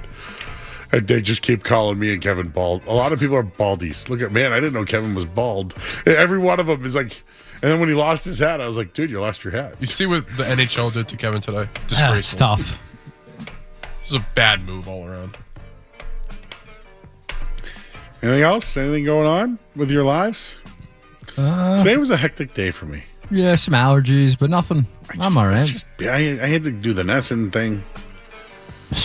Yeah. We had Milliken on, though, which I love. Love Milliken. Hell yeah. We're getting him on more at night, too, in the future. Can we say that Milliken is... when I saw him, I go, you look happier.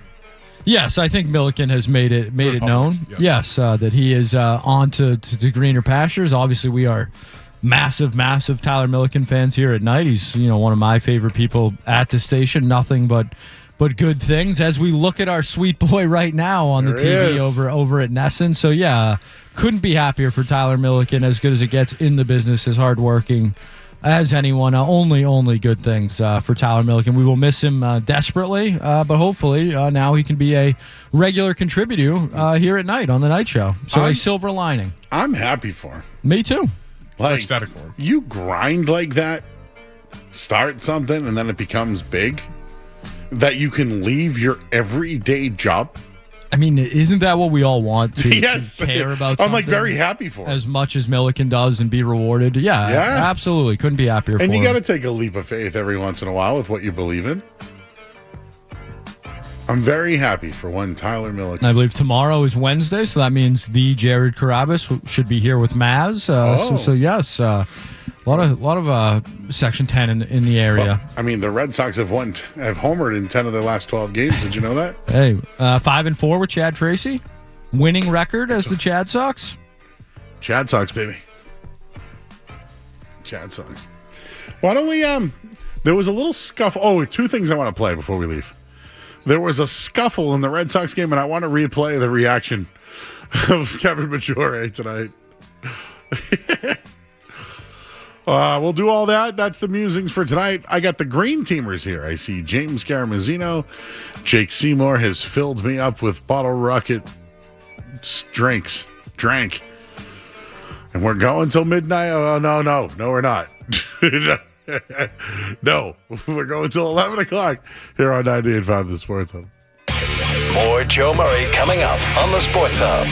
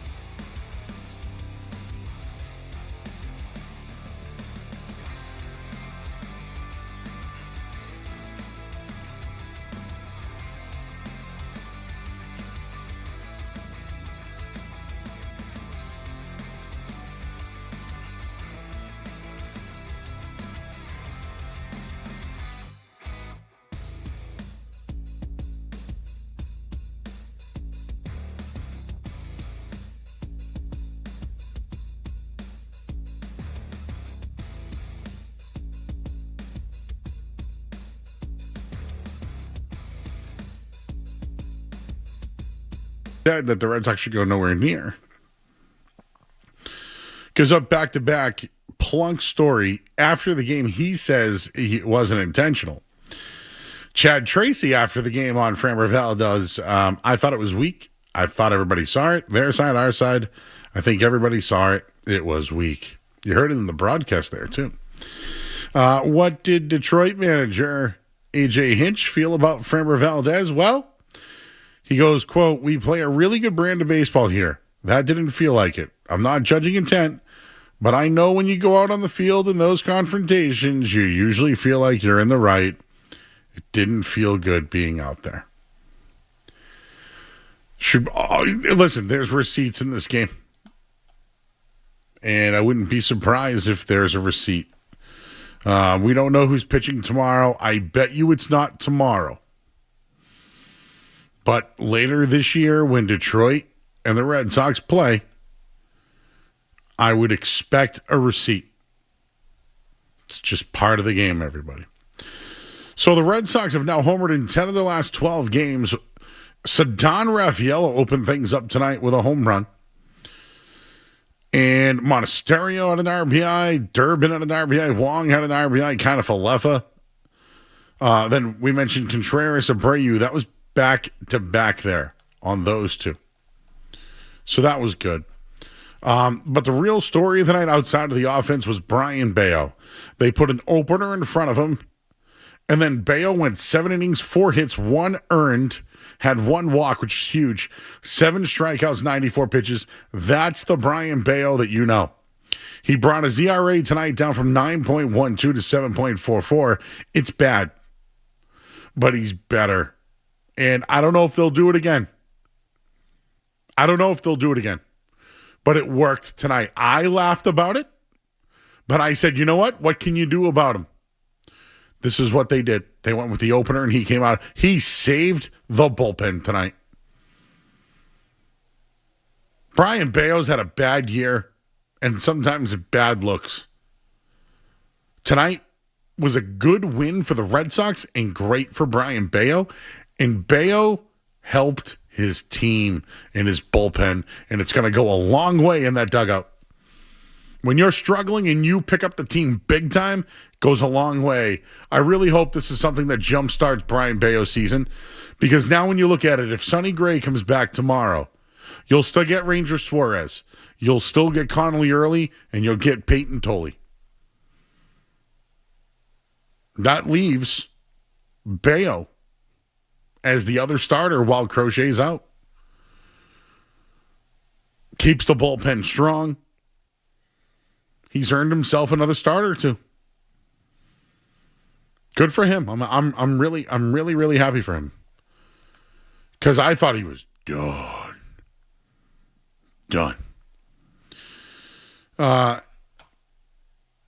The Red Sox I mentioned this earlier, but they're now 5-4 under Chad Tracy. They say that a hero can save us. I'm not going to stand here and wait. Because I'm telling you, the Chad Sox, baby, they might have found their hero. I asked earlier today. I asked multiple people. James Scaramuzino agreed with me. They look better. How about tonight? They look better tonight? They look better tonight to me. I don't know how you could argue with the bats tonight, Joe. Even Caleb Durbin, the little guy, getting in on the action tonight. They're 5-4. Isn't that above 500? Isn't that better than the 333 that they were their percentage was at? Joe, not a math guy, but I would have to think that has to be better. So, is Chad Tracy and the move by Craig Breslow, was it right? Was it the right move? And I'm going to tell you, it was. I know there's more games to go. I know there's more series to go. But 15-21, not great. Let's call it what it is. Can you go on a winning streak? Can you win tomorrow? Can you make it 16-21? Maybe win another one, then you're 17-21? Then it maybe just, maybe go on a little streak here. I was saying this morning that they're probably closer to the number 1 pick than they are to the playoffs. I want a summer. I want the Red Sox to be good. Tonight was a very good sign. Let's talk to Dave. He's in PA. Hey, Dave. Hey, Joe. How's it going? I'm all right. So I just had 2 little things, but I'll just say the one main thing. The other day on Felger and Maz, actually, Maz wasn't there, but they had the 5 questions about sports. And one of them was the peanut butter and jelly sandwich question. That's the proper way to do one. Yep. And, Felger got me back onto I'd forgotten about how awesome it was to put butter on the bread before you put the peanut in. It's decadent. But anyways, I've done it before. The one they didn't cover on there, and I don't know if you've ever done this one, but basically make a peanut butter and jelly sandwich like you would have fried a toasted cheese sandwich. Mm-hmm. Problem is you got to let it cool down, otherwise it's one of those that burns the roof of your mouth. Yep. I don't know your thoughts on a deep fried. Well, it's not really deep fried. It's I get. Yeah, fried. I do it with toasted cheese. I do it with fluff. Fluffernutter, oh my goodness. Grandma used to make those for me to go Cub Scout camp. But anyways. It's nostalgia, baby. I still love Fluffernutters. Anyways, quick one regarding, if you were to think about different teams or options for what you could possibly trade for and get equal value, so are there any teams that you could possibly get something back? And one of the kids that popped into my mind, I can't remember, is it Knuble or whatever? The kid from Carolina. So could you come up with a creative deal for, and, or even, if you're looking at the Nets, is there a deal you can make with them that maybe you're not going to get an equal, but could you get one of their top players to be a third person on their team if you're going to keep them? Or if you trade, would you be able to get maybe a young talent like that Knuble? A team like Carolina, look what they did. They could salivate to get a player like Jaylen Brown because they might feel like they're close. I don't know. I don't know if they would do it. I'm just going to throw out a Sora Thompson, someone like that with the Pistons. Imagine if they could get Jaylen Brown to play with Cade Cunningham. You know what I mean? Like something like that. Houston has a lot of young players. Amen Thompson. Guys like that. Could they get that kind of deal?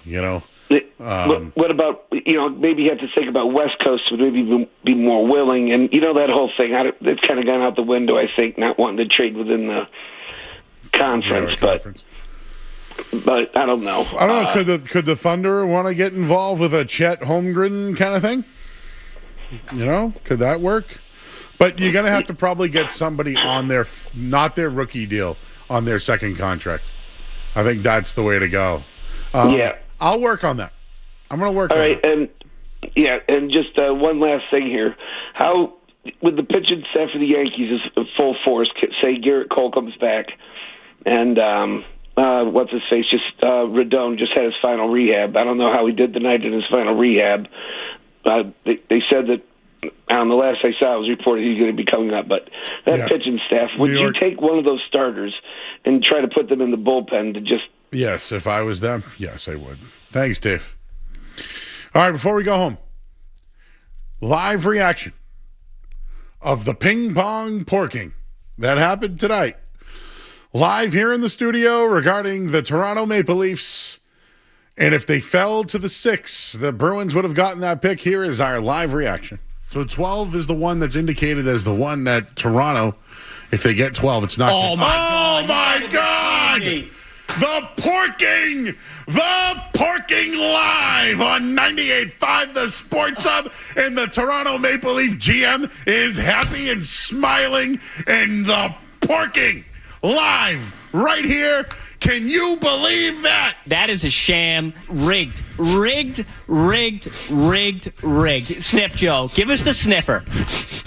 That is awful. That is such a. I'm out. That's such a rigging. I can't. That's a sham. That's a absolute sham. So Toronto will get the first overall number 1 pick. Yep. They make a terrible GM hiring along with this idiot, and then their star player today says, I kind of want to leave, and now they get the first overall pick. You cannot convince me that draft lotteries are not rigged. How do we know that's live? Explain to me how that's live. How does anybody in this room right now know that going on right now is live like they claim it is? It's not live. It was recorded earlier. This is a sham. The NHL Draft Lottery has always been rigged. Don't let anybody tell you it's not rigged. Rigged. We need to protect the Maple Leafs. We need to get them back up and running. The Bruins were once again porked with a capital P. You're so mad you've lost your hat. Yeah. I don't care that people can see me balding. He was pissed. Probably the most animated I've ever seen Kevin Majori. Unless, like, the Patriots went into overtime during, him and Jeremy.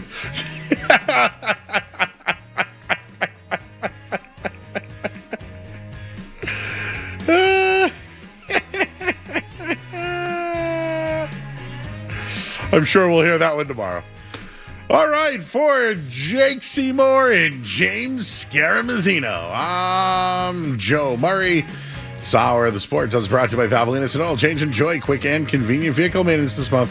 Visit NewEnglandOilChange.com to save 15% off your next drive through oil change. We'll talk to you guys tomorrow night, 7 o'clock, full shows here on the Sports.